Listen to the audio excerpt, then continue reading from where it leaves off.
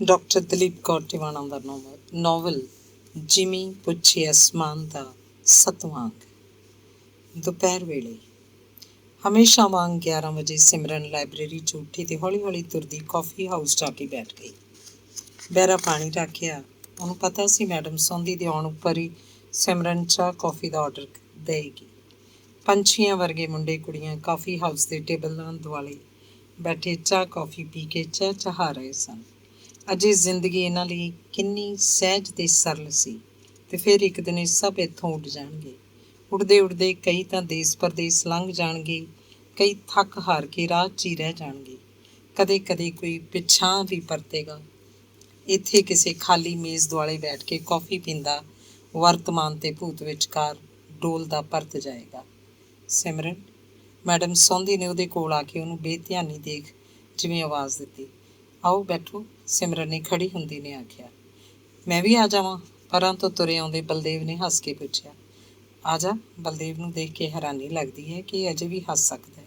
Madam ਸੌਂਦੀ ਨੇ ਆਖਿਆ, ਮੈਂ ਕਿਧਰੇ ਪੜ੍ਹਿਆ ਸੀ ਕਿ ਦੂਜੇ ਵਿਸ਼ਵ ਯੁੱਧ ਵੇਲੇ ਵਰਜੀਨੀਆ ਵੁਲਫ ਇੰਨੀ ਡਿਸਟਰਬ ਹੋ ਗਈ ਸੀ ਕਿ ਉਹ ਸਮੁੰਦਰ 'ਚ ਡੁੱਬ ਕੇ ਮਰ ਗਈ ਸੀ। ਉਦੋਂ ਲੱਗਦਾ ਸੀ ਯੁੱਧ ਤਾਂ ਸਭ ਲਈ ਸੀ, ਫਿਰ ਵਰਜੀਨੀਆ ਕਿਉਂ ਡੁੱਬ ਗਈ? ਪਰ ਹੁਣ ਸਮਝ ਲੱਗਦੀ ਹੈ, ਸਿਮਰਨ ਨੇ ਆਖਿਆ। ਅੱਜ ਤਾਂ ਮਾੜੀ ਖਬਰ ਹੈ, ਸ਼ਹਿਰ ਗੋਲੀ ਚੱਲ ਗਈ ਹੈ। ਕਿਸੇ ਐਸਐਸਪੀ ਦਾ ਮੈਡੀਕਲ 'ਚ ਪੜ੍ਹਦਾ ਮੁੰਡਾ ਮਾਰ ਦਿੱਤਾ ਗਿਆ ਹੈ। ਬਲਦੇਵ ਨੇ ਤੌਖਲੇ ਨਾਲ ਦੱਸਿਆ। ਬਹੁਤ ਗਲਤ ਹੋ ਰਿਹਾ ਹੈ, ਮੈਡਮ ਸੌਂਦੀ ਬੋਲੀ। ਮੈਨੂੰ ਤਾਂ ਲੱਗਦਾ ਸਭ ਕੁਝ ਛੱਡ ਛਡਾ ਕੇ ਇਸ ਕੁੱਤੇ ਮੁਲਕ ਤੋਂ ਕਿਤੇ ਬਾਹਰ ਚਲੇ ਜਾਣਾ ਚਾਹੀਦਾ ਹੈ, ਬਲਦੇਵ ਆਖਣ ਲੱਗਿਆ। ਪਰ ਬਲਦੇਵ, ਸਾਰੇ ਲੋਕ ਤਾਂ ਇਉਂ ਨਹੀਂ ਕਰ ਸਕਦੇ। ਬਾਕੀਆਂ ਨੂੰ ਤਾਂ ਇਹ ਰਾਵਣੀ ਰਾਜ ਭੁਗਤਣਾ ਹੀ ਪੈਣਾ ਹੈ, ਮੈਡਮ ਬੋਲੀ। ਰਾਵਣੀ ਰਾਜ? ਹਾਂ, ਰਾਵਣੀ ਰਾਜ। ਹਜ਼ਾਰਾਂ ਵਰ੍ਹਿਆਂ ਦੇ ਗਿਆਨ ਧਿਆਨ ਤੋਂ ਮਗਰੋਂ ਹੀ ਸਾਡੇ ਪੁਰਖਿਆਂ ਨੇ ਤੱਤ ਕੱਢਿਆ ਸੀ ਕਿ ਰਾਜਾ ਰਿਸ਼ੀ ਦੇ ਪੈਰ ਛੂਹੇਗਾ। ਮਤਲਬ ਸੀ ਸਪਿਰਿਚੁਅਲ ਪਾਵਰ ਪੋਲੀਟੀਕਲ ਪਾਵਰ ਉੱਪਰ ਨਿਯੰਤਰਣ ਰੱਖੇਗੀ। ਪਰ ਰਾਵਣ ਕਿਉਂਕਿ ਬ੍ਰਾਹਮਣ ਰਾਜਾ ਸੀ, ਜਿਸ ਕਰਕੇ ਇਸ ਨਿਯੰਤਰਣ ਤੋਂ ਬਰੀ ਹੋ ਗਿਆ ਤੇ ਹਸ਼ਰ ਸਾਡੇ ਸਾਹਮਣੇ ਹੈ, ਮੈਡਮ ਨੇ ਦੱਸਿਆ। ਮੈਡਮ ਜੀ, ਜਿਹੋ ਜਿਹੀਆਂ ਗੱਲਾਂ ਤੁਸੀਂ ਦੱਸਦੇ ਹੋ ਜਿਹੀਆਂ ਕਿਤਾਬਾਂ 'ਚ ਤਾਂ ਕਿਧਰੇ ਨਹੀਂ ਮਿਲਦੀਆਂ, ਬਲਦੇਵ ਬੋਲਿਆ। ਜਿਹੜੀਆਂ ਕਿਤਾਬਾਂ 'ਚੋਂ ਕੁਝ ਮਿਲ ਸਕਦਾ ਹੈ, ਮੇਰਾ ਮਤਲਬ ਹੈ ਵੇਦ ਉਪਨਿਸ਼ਦ, ਉਹ ਸਭ ਸੰਸਕ੍ਰਿਤ 'ਚ ਹਨ, ਉਹ ਅਸੀਂ ਪੜ੍ਹ ਹੀ ਨਹੀਂ ਸਕਦੇ, ਮੈਡਮ ਬੋਲੀ। ਜੇ ਵੇਦ ਉਪਨਿਸ਼ਦ ਮਤਲਬ ਹੈ ਜ਼ਰੂਰੀ ਕਿਤਾਬਾਂ ਅਸੀਂ ਪੜ੍ਹ ਹੀ ਨਹੀਂ ਸਕਦੇ, ਫਿਰ ਇੰਨੇ ਵਰੇ ਅਸੀਂ ਕਾਹਦੇ ਲਈ ਗਾਲ ਦਿੰਦੇ ਹਾਂ? ਬਲਦੇਵ ਨੇ ਪੁੱਛਿਆ। ਬਸ ਗਾਲ ਹੀ ਦਿੰਦੇ ਹਾਂ, ਸਾਡੀ ਸਾਰੀ ਪੜ੍ਹਾਈ ਲਿਖਾਈ ਕੁਝ ਜਾਣਕਾਰੀ ਤੋਂ ਅੱਗੇ ਨਹੀਂ ਜਾਂਦੀ, ਮੈਡਮ ਨੇ ਸਮਝਾਇਆ। ਅੱਜ ਮੈਂ ਕੁਝ ਜਲਦੀ ਘਰ ਜਾਣਾ ਹੈ, ਮਾਮਾ ਜੀ ਦਿੱਲੀ ਤੋਂ ਆ ਰਹੇ ਨੇ, ਕੌਫੀ ਖਤਮ ਕਰਦਿਆਂ ਸਿਮਰਨ ਨੇ ਦੱਸਿਆ। ਮਾਮਾ ਜੀ ਫੇਰ ਕਿਧਰੇ ਕੋਈ ਲੜਕਾ ਲੱਭ ਕੇ ਦੱਸਣ ਤਾਂ ਨਹੀਂ ਆ ਰਹੇ? ਮੈਡਮ ਨੇ ਮਜ਼ਾਕ ਕੀਤਾ। ਲੜਕਾ ਤਾਂ ਉਹਨਾਂ ਨੇ ਹਰ ਵਾਰੀ ਕੋਈ ਨਾ ਕੋਈ ਲੱਭਿਆ ਹੁੰਦਾ ਹੈ। ਪਿਛਲੀ ਵਾਰੀ ਨਾਲਾਗੜ੍ਹ ਦੀ ਰਿਆਸਤ ਦੀ ਕਿਸੇ ਰਾਇਲ ਫੈਮਿਲੀ 'ਚੋਂ ਦੱਸਦੇ ਸੀ, ਸਿਮਰਨ ਨੇ ਸਹਿਜ ਭਾਅ ਨਾਲ ਦੱਸਿਆ। ਰਾਇਲ ਫੈਮਲੀਆਂ ਦੇ ਲੋਕ ਤਾਂ ਮੋਸਟ ਰੋਟਨ ਹੁੰਦੇ ਨੇ, ਬਲਦੇਵ ਨੇ ਖਿਝ ਦਬਾਉਂਦਿਆਂ ਆਖਿਆ। ਤੂੰ ਫੇਰ ਕੀ ਆਖਿਆ? ਮੈਡਮ ਨੇ ਪੁੱਛਿਆ। ਮੈਂ ਕੁਝ ਨਹੀਂ ਆਖਿਆ। ਹੁਣ ਤਾਂ ਮੈਡਮ ਜੀ ਜਿਵੇਂ ਕਿਸੇ ਵੀ ਗੱਲ ਦਾ ਕੋਈ ਮਤਲਬ ਨਹੀਂ ਲੱਗਦਾ। ਸਾਡੀ ਤਕਦੀਰ ਹੁਣ ਸਾਡੀ ਨਹੀਂ ਰਹਿ ਗਈ, ਸਮਾਜ ਨਾਲ, ਦੇਸ਼ ਨਾਲ, ਇੱਥੋਂ ਤੱਕ ਕਿ ਸਾਰੀ ਦੁਨੀਆ ਦੀ ਤਕਦੀਰ ਨਾਲ ਜੁੜੀ ਹੋਈ ਹੈ। ਸਾਰਤਰ ਨੇ ਠੀਕ ਹੀ ਤਾਂ ਆਖਿਆ ਕਿ ਜਦੋਂ ਤੱਕ ਦੁਨੀਆ 'ਚ ਇੱਕ ਵੀ ਬੰਦਾ ਭੁੱਖਾ ਹੈ ਜਾਂ ਅਨਪੜ੍ਹ ਹੈ, ਤੁਹਾਡਾ ਸੁੱਖ ਤੇ ਸ਼ਾਂਤੀ ਖਤਰੇ 'ਚ ਹਨ, ਸਿਮਰਨ ਨੇ ਉਦਾਸ ਜਿਹੀ ਹੋ ਕੇ ਆਖਿਆ। ਲਓ ਜੀ, ਸਿਮਰਨ ਸੋਚਦੀ ਹੈ ਸਾਰਤਰ ਨੇ ਕੋਈ ਨਵੀਂ ਤੇ ਬੜੀ ਵੱਡੀ ਗੱਲ ਆਖੀ ਹੈ। ਜੇ ਮੈਂ ਅਜੇ ਕੱਲ੍ਹ ਹੀ ਆਪਣੀ ਕਾਪੀ 'ਚ ਨੋਟ ਕੀਤਾ ਸੀ, ਮਹਾਤਮਾ ਗਾਂਧੀ ਇੱਕ ਥਾਂ ਲਿਖਦਾ ਹੈ, ਤੇ ਬਲਦੇਵ ਕਾਪੀ ਖੋਲ੍ਹ ਕੇ ਪੜ੍ਹਨ ਲੱਗਿਆ। ਮੈਂ ਮਨੁੱਖ ਦੀ ਸਾਰੇ ਜੀਵੰਤ ਜਗਤ ਨਾਲ ਬੁਨਿਆਦੀ ਸਾਂਝ ਨੂੰ ਮੰਨਦਾ। ਇਸ ਲਈ ਜੇ ਅਧਿਆਤਮਕ ਤੌਰ ਉੱਤੇ ਇੱਕ ਬੰਦੇ ਦੀ ਕੋਈ ਪ੍ਰਾਪਤੀ ਹੁੰਦੀ ਹੈ ਤਾਂ ਸਭ ਦੀ ਪ੍ਰਾਪਤੀ ਬਣਦੀ ਹੈ, ਅਤੇ ਜੇ ਕੋਈ ਗਿਰਾਵਟ ਵੱਲ ਜਾਂਦਾ ਹੈ ਤਾਂ ਸਾਰਿਆਂ ਦੀ ਗਿਰਾਵਟ ਹੁੰਦੀ ਹੈ, ਬਲਦੇਵ ਨੇ ਪੜ੍ਹ ਕੇ ਸੁਣਾਇਆ। ਗਾਂਧੀ ਦੀ ਇਸ ਸੋਚ ਦੇ ਪਿੱਛੇ ਸਾਰਾ ਭਾਰਤੀ ਚਿੰਤਨ ਹੈ। ਇਸੇ ਬੁਨਿਆਦੀ ਸਾਂਝ ਨੂੰ ਸਮਝਣ ਲਈ ਉਹ ਦਾਲਕ ਰਿਸ਼ੀ ਸਵੇਤ ਕੇਤੂ ਨੂੰ ਆਖਦਾ ਹੈ ਕਿ ਮਿੱਟੀ ਦੀ ਇੱਕ ਚੀਜ਼ ਤੋਂ ਮਿੱਟੀ ਦੀਆਂ ਸਾਰੀਆਂ ਚੀਜ਼ਾਂ ਬਾਰੇ ਜਾਣਿਆ ਜਾ ਸਕਦਾ ਹੈ। ਵਖਰੇਵਾਂ ਬਾਹਰੀ ਹੈ, ਨਾਵਾਂ ਦਾ ਹੈ, ਅਸਲੀਅਤ ਵਿੱਚ ਤਾਂ ਸਭ ਮਿੱਟੀ ਹੀ ਹੈ। ਜਿਵੇਂ ਲਹਿਰਾਂ ਵੀ ਪਾਣੀ ਹਨ ਅਤੇ ਸਮੁੰਦਰ ਵੀ ਪਾਣੀ ਹੈ, ਉਸੇ ਤਰ੍ਹਾਂ ਪ੍ਰਾਣੀ ਸਭ ਉਸੇ ਅਸੀਮ ਬ੍ਰਹਮ 'ਤੇ ਸੀਮਤ ਪ੍ਰਗਟਾ ਹਨ। ਇਸ ਗੱਲ ਨੂੰ ਸਮਝ ਕੇ ਮਨੁੱਖ ਸਵੈ ਤੋਂ ਤਾਂ ਉੱਠ ਕੇ ਸ੍ਰਿਸ਼ਟੀ ਨਾਲ ਇਸ ਬੁਨਿਆਦੀ ਸਾਂਝ ਨੂੰ ਜਦੋਂ ਸਮਝ ਲੈਂਦਾ ਹੈ, ਤਦ ਹੀ ਉਹ ਜਾਣਦਾ ਹੈ ਕਿ ਕਿਸੇ ਇੱਕ ਬੰਦੇ ਦਾ ਡਿੱਗਣਾ ਜਾਂ ਉੱਠਣਾ ਸਾਰੇ ਸੰਸਾਰ ਦੇ ਡਿੱਗਣ ਜਾਂ ਉੱਠਣ 'ਚ ਕਿਵੇਂ ਹਿੱਸਾ ਪਾਉਂਦਾ ਹੈ। ਮੈਡਮ ਜੀ, ਮੈਡਮ ਟਿਵਾਣਾ ਨੇ ਇੱਕ ਵਾਰੀ ਕਿਧਰੇ ਲਿਖਿਆ ਸੀ ਕਿ ਜਦੋਂ ਕੋਈ ਮਰਦਾ ਹੈ ਤਾਂ ਉਸ ਮਰਨ ਵਾਲੇ ਦੇ ਨਾਲ ਜਿੰਨਾ ਜਿੰਨਾ ਕਿਸੇ ਦਾ ਰਿਸ਼ਤਾ ਹੁੰਦਾ ਹੈ, ਉਹਨਾਂ ਨੂੰ ਵੀ ਮਰਦਾ ਹੈ। ਉਹਨਾਂ ਉਹ ਵੀ ਸਿਵੇ 'ਚ ਬਲਦਾ। ਕੀ ਇਸ ਗੱਲ ਦਾ ਵੀ ਇਹੀ ਮਤਲਬ ਸੀ? ਬਲਦੇਵ ਨੇ ਦੂਰੋਂ ਲੰਘੀ ਜਾਂਦੀ ਮੈਡਮ ਟਿਵਾਣਾ ਨੂੰ ਦੇਖ ਕੇ ਮੈਡਮ ਸੌਂਦੀ ਨੂੰ ਪੁੱਛਿਆ। ਨਹੀਂ, ਮੈਡਮ ਟਿਵਾਣਾ ਸਿਰਫ ਦੁੱਖ ਦੀ ਗੱਲ ਕਰ ਰਹੀ ਹੈ, ਪਰ ਉਪਨਿਸ਼ਦ ਮੌਤ ਨੂੰ ਜ਼ਿੰਦਗੀ ਦਾ ਅੰਤ ਨਹੀਂ ਮੰਨਦੇ। ਉਹ ਤਾਂ ਆਖਦੇ ਹਨ ਕਿਉਂਕਿ ਆਤਮਾ ਮਰਦੀ ਨਹੀਂ, ਇਹ ਆਪਣੇ ਕਰਮਾਂ ਅਨੁਸਾਰ ਜਨਮ ਧਾਰਦੀ ਹੈ। ਫਿਰ ਮੈਡਮ ਜੀ ਆਤਮਾ ਕੀ ਹੈ? ਇਹੀ ਸਵਾਲ ਉਪਨਿਸ਼ਦਾਂ ਵਿੱਚ ਸ਼ਿਸ਼ ਗੁਰੂ ਨੂੰ ਪੁੱਛਦਾ ਹੈ ਤਾਂ ਗੁਰੂ ਉਹਨੂੰ ਨਾਰੀਅਲ ਲੈ ਆਉਣ ਲਈ ਆਖਦਾ ਹੈ। ਜਦੋਂ ਨਾਰੀਅਲ ਲੈ ਆਉਂਦਾ ਤਾਂ ਗੁਰੂ ਆਖਦਾ ਇਹਨੂੰ ਤੋੜ। ਸ਼ਿਸ਼ ਤੋੜਦਾ, ਗੁਰੂ ਪੁੱਛਦਾ ਵਿੱਚੋਂ ਕੀ ਨਿਕਲਿਆ? ਖੋਪੇ ਦਾ ਗੁੱਟ। ਸ਼ਿਸ਼ ਦੱਸਦਾ ਗੁੱਟ ਨੂੰ ਵੀ ਤੋੜ, ਦੱਸ ਵਿੱਚੋਂ ਕੀ ਨਿਕਲਿਆ? ਸ਼ਿਸ਼ ਗੁੱਟ ਨੂੰ ਵੀ ਤੋੜਦਾ, ਦੱਸਦਾ ਵੀ ਵਿੱਚੋਂ ਬੀਜ ਨਿਕਲਿਆ। ਬੀਜ ਨੂੰ ਵੀ ਤੋੜ, ਗੁਰੂ ਆਖਦਾ। ਸ਼ਿਸ਼ ਬੀਜ ਤੋੜਦਾ, ਵਿੱਚੋਂ ਕੀ ਨਿਕਲਿਆ? ਗੁਰੂ ਪੁੱਛਦਾ। ਕੁਝ ਵੀ ਨਹੀਂ। ਸ਼ਿਸ਼ ਦੱਸਦਾ, ਗੁਰੂ ਆਖਦਾ ਕਿ ਜੋ ਕੁਝ ਵੀ ਨਹੀਂ ਹੈ ਇਹੀ ਆਤਮਾ ਹੈ। ਕਿਉਂਕਿ ਬੀਜ ਨੂੰ ਜਦੋਂ ਧਰਤੀ 'ਚ ਬੀਜੀਦਾ ਹੈ ਤਾਂ ਬੀਜ ਤਾਂ ਧਰਤੀ 'ਚ ਰਲ ਜਾਂਦਾ ਹੈ ਅਤੇ ਇਸ ਕੁਛ ਨਹੀਂ ਵਿੱਚੋਂ ਹੀ ਬੂਟਾ ਫੁੱਟਦਾ। ਇਸ ਤਰ੍ਹਾਂ ਇੱਕ ਦੇਹ ਦੇ ਛਿੱਜ ਜਾਣ ਮਗਰੋਂ ਹੀ ਇਹੀ ਆਤਮਾ ਦੂਜੇ ਸਰੀਰ ਨੂੰ ਧਾਰਨ ਕਰਦੀ ਹੈ ਅਤੇ ਉਹ ਜਨਮਾਂ ਜਨਮਾਂਤਰਾਂ ਦਾ ਸਿਲਸਿਲਾ ਤੁਰਦਾ ਰਹਿੰਦਾ। ਫਿਰ ਤਾਂ ਹੋ ਸਕਦਾ ਆਪਾਂ ਸਾਰੇ ਪਿਛਲੇ ਕਿਸੇ ਜਨਮ ਵਿੱਚ ਵੀ ਕਿਧਰੇ ਇਕੱਠੇ ਹੀ ਹੋਈਏ। ਬਲਦੇਵ ਨੇ ਹੱਸ ਕੇ ਆਖਿਆ। ਹੋ ਸਕਦਾ। ਜਦੋਂ ਸਿਮਰਨ ਨੇ ਆਖਿਆ ਤਾਂ ਬਲਦੇਵ ਜਿਵੇਂ ਖੁਸ਼ ਹੋ ਗਿਆ ਅਤੇ ਆਖਣ ਲੱਗਾ, ਮੈਂ ਤਾਂ ਜਿਵੇਂ ਸਿਮਰਨ ਨੂੰ ਲੱਭਦਾ ਹੀ ਇਹਦੇ ਮਗਰ ਮਗਰ ਆ ਗਿਆ ਅਤੇ ਸਿਮਰਨ ਤਾਂ ਜਿਵੇਂ ਅਜੇ ਆਪਣੇ ਆਪ ਨੂੰ ਹੀ ਲੱਭਦੀ ਫਿਰ ਰਹੀ ਹੈ ਨਾ ਸਿਮਰਨ? ਮੈਡਮ ਸੌਂਦੀ ਨੇ ਜਦੋਂ ਆਖਿਆ, ਸਿਮਰਨ ਜਿਵੇਂ ਚੌਂਕ ਜਿਹੀ ਪਈ, ਘੜੀ ਦੇਖ ਕੇ ਆਖਣ ਲੱਗੀ, ਮੈਂ ਤਾਂ ਅੱਜ ਜਲਦੀ ਘਰ ਜਾਣਾ ਹੈ। ਹੋ ਸਕਦਾ ਇਸ ਵਾਰੀ ਸਿਮਰਨ ਦੇ ਮਾਮਾ ਜੀ ਸੀਰੀਅਸਲੀ ਕਿਸੇ ਲੜਕੇ ਦੀ ਗੱਲ ਕਰਨ ਆ ਰਹੇ ਹੋ। ਬਲਦੇਵ ਨੇ ਪਤਾ ਨਹੀਂ ਕੀ ਸੋਚ ਕੇ ਆਖਿਆ। ਤੂੰ ਸਿਮਰਨ ਆਪਣੇ ਮਾਮਾ ਜੀ ਨੂੰ ਆਪਣਾ ਕੋਈ ਫੈਸਲਾ ਦੱਸਦੀ ਕਿਉਂ ਨਹੀਂ? ਤੂੰ ਐਡੀ ਕਾਇਰ ਕਿਉਂ ਹੈ? ਮੈਡਮ ਸੌਂਦੀ ਬੋਲੀ। ਮੈਡਮ ਠੀਕ ਆਖਦੇ ਨੇ ਸਿਮਰਨ, ਨਹੀਂ ਤਾਂ ਮਾਮਾ ਜੀ ਆਪੇ ਕੋਈ ਬੰਦਾ ਲੱਭ ਕੇ ਤੇਰਾ ਵਿਆਹ ਕਰ ਦੇਣਗੇ। ਤੂੰ ਅਜਿਹੇ ਬੰਦੇ ਨਾਲ ਕਿਵੇਂ ਰਹਿ ਸਕੇਂਗੀ ਜਿਹਨੂੰ ਤੂੰ ਜਾਣਦੀ ਤੱਕ ਨਾ ਹੋਵੇ? ਬਲਦੇਵ ਆਖ ਰਿਹਾ ਸੀ, ਅਸੀਂ ਹਿੰਦੁਸਤਾਨੀ ਬਹੁਤ ਝੂਠੇ ਤੇ ਬਹੁਰੂਪੀਏ ਲੋਕ ਕਦੇ ਕਿਸੇ ਨੂੰ ਆਪਣਾ ਅਸਲੀ ਆਪਾ ਦੇਖਣ ਦਿੰਦੇ ਹਾਂ? ਜਾਣ ਪਹਿਚਾਣ ਮਗਰੋਂ ਵੀ ਅਸੀਂ ਕਦੋਂ ਕਿਸੇ ਨੂੰ ਜਾਣ ਸਕਦੇ ਹਾਂ? ਸਿਮਰਨ ਬੋਲੀ। ਜਿਵੇਂ ਗੁੱਸੇ 'ਚ ਕੋਈ ਫੈਸਲਾ ਨਹੀਂ ਕਰੀਦਾ, ਉਸੇ ਤਰ੍ਹਾਂ ਉਦਾਸੀ ਵੇਲੇ ਵੀ ਕੋਈ ਫੈਸਲਾ ਨਹੀਂ ਕਰੀਦਾ। ਮੈਨੂੰ ਲੱਗਦਾ ਅੱਜ ਕੱਲ੍ਹ ਤੂੰ ਬਹੁਤ ਉਦਾਸ ਹੈ, ਸੋ ਮਾਮਾ ਜੀ ਦੀ ਬਿਨਾਂ ਸੋਚੇ ਸਮਝੇ ਕਿਸੇ ਗੱਲ ਦੀ ਹਾਂ ਨਾ ਕਰ ਦੇਈਂ, ਮੈਡਮ ਸੌਂਦੀ ਨੇ ਆਖਿਆ। ਮੈਡਮ ਦੀ ਗੱਲ ਠੀਕ ਹੈ ਸਿਮਰਨ, ਅਜੇ ਤੈਨੂੰ ਕੋਈ ਫੈਸਲਾ ਨਹੀਂ ਕਰਨਾ ਚਾਹੀਦਾ, ਬਲਦੇਵ ਬੋਲਿਆ। ਚਲੀ ਕੌਫੀ ਮੁਕਾ ਕੇ ਸਿਮਰਨ ਨੇ ਪੁੱਛਿਆ। ਤਿੰਨੇ ਉੱਠ ਖੜੇ ਹੋਏ। ਸਿਮਰਨ ਕਾਊਂਟਰ ਵੱਲ ਪੈਸੇ ਦੇਣ ਜਾਣ ਲੱਗੀ ਤਾਂ ਬਲਦੇਵ ਕਾਹਲੀ ਨਾਲ ਅੱਗੇ ਹੋ ਗਿਆ ਅਤੇ ਬੋਲਿਆ, ਨਹੀਂ ਸਿਮਰਨ, ਪੈਸੇ ਮੈਂ ਦਿਆਂਗਾ। ਤੇਰੇ ਜਿੰਨਾ ਹੀ ਸਕਾਲਰਸ਼ਿਪ ਮੈਨੂੰ ਮਿਲਦਾ, ਸਿਮਰਨ ਨੇ ਆਖਿਆ। ਗੱਲ ਸਿਰਫ ਪੈਸਿਆਂ ਦੀ ਨਹੀਂ, ਹੋਰ ਕੀ ਹੈ? ਤੁਸੀਂ ਦੋਵੇਂ ਰਹਿਣ ਦਿਓ, ਅੱਜ ਪੈਸੇ ਮੈਂ ਦਿਆਂਗੀ, ਆਖ ਮੈਡਮ ਅੱਗੇ ਹੋਈ। ਮੈਡਮ ਜੀ, ਮੈਂ ਤੁਹਾਡੇ ਪੈਰੀ ਪੈਣਾ, ਆਖ ਬਲਦੇਵ ਪੈਸੇ ਦੇਣ ਚਲਾ ਗਿਆ। ਸਿਮਰਨ ਬੱਸ ਲੈਣ ਲਈ ਚਲੀ ਗਈ ਤਾਂ ਕਾਊਂਟਰ ਤੋਂ ਵਾਪਸ ਆ ਕੇ ਬਲਦੇਵ ਨੇ ਮੈਡਮ ਸੌਂਦੀ ਨੂੰ ਆਖਿਆ, ਮੈਡਮ ਜੀ ਕਿਸੇ ਦਿਨ ਮੈਂ ਤੁਹਾਡੇ ਨਾਲ ਬਹੁਤ ਸਾਰੀਆਂ ਗੱਲਾਂ ਕਰਨੀਆਂ ਨੇ। ਠੀਕ ਹੈ, ਕਰ ਲਈ, ਮੈਡਮ ਨੇ ਆਖ ਦਿੱਤਾ, ਪਰ ਮਗਰੋਂ ਉਹ ਸੋਚਦੀ ਰਹੀ, ਬਲਦੇਵ ਨੇ ਮੇਰੇ ਨਾਲ ਕੀ ਗੱਲਾਂ ਕਰਨੀਆਂ ਨੇ।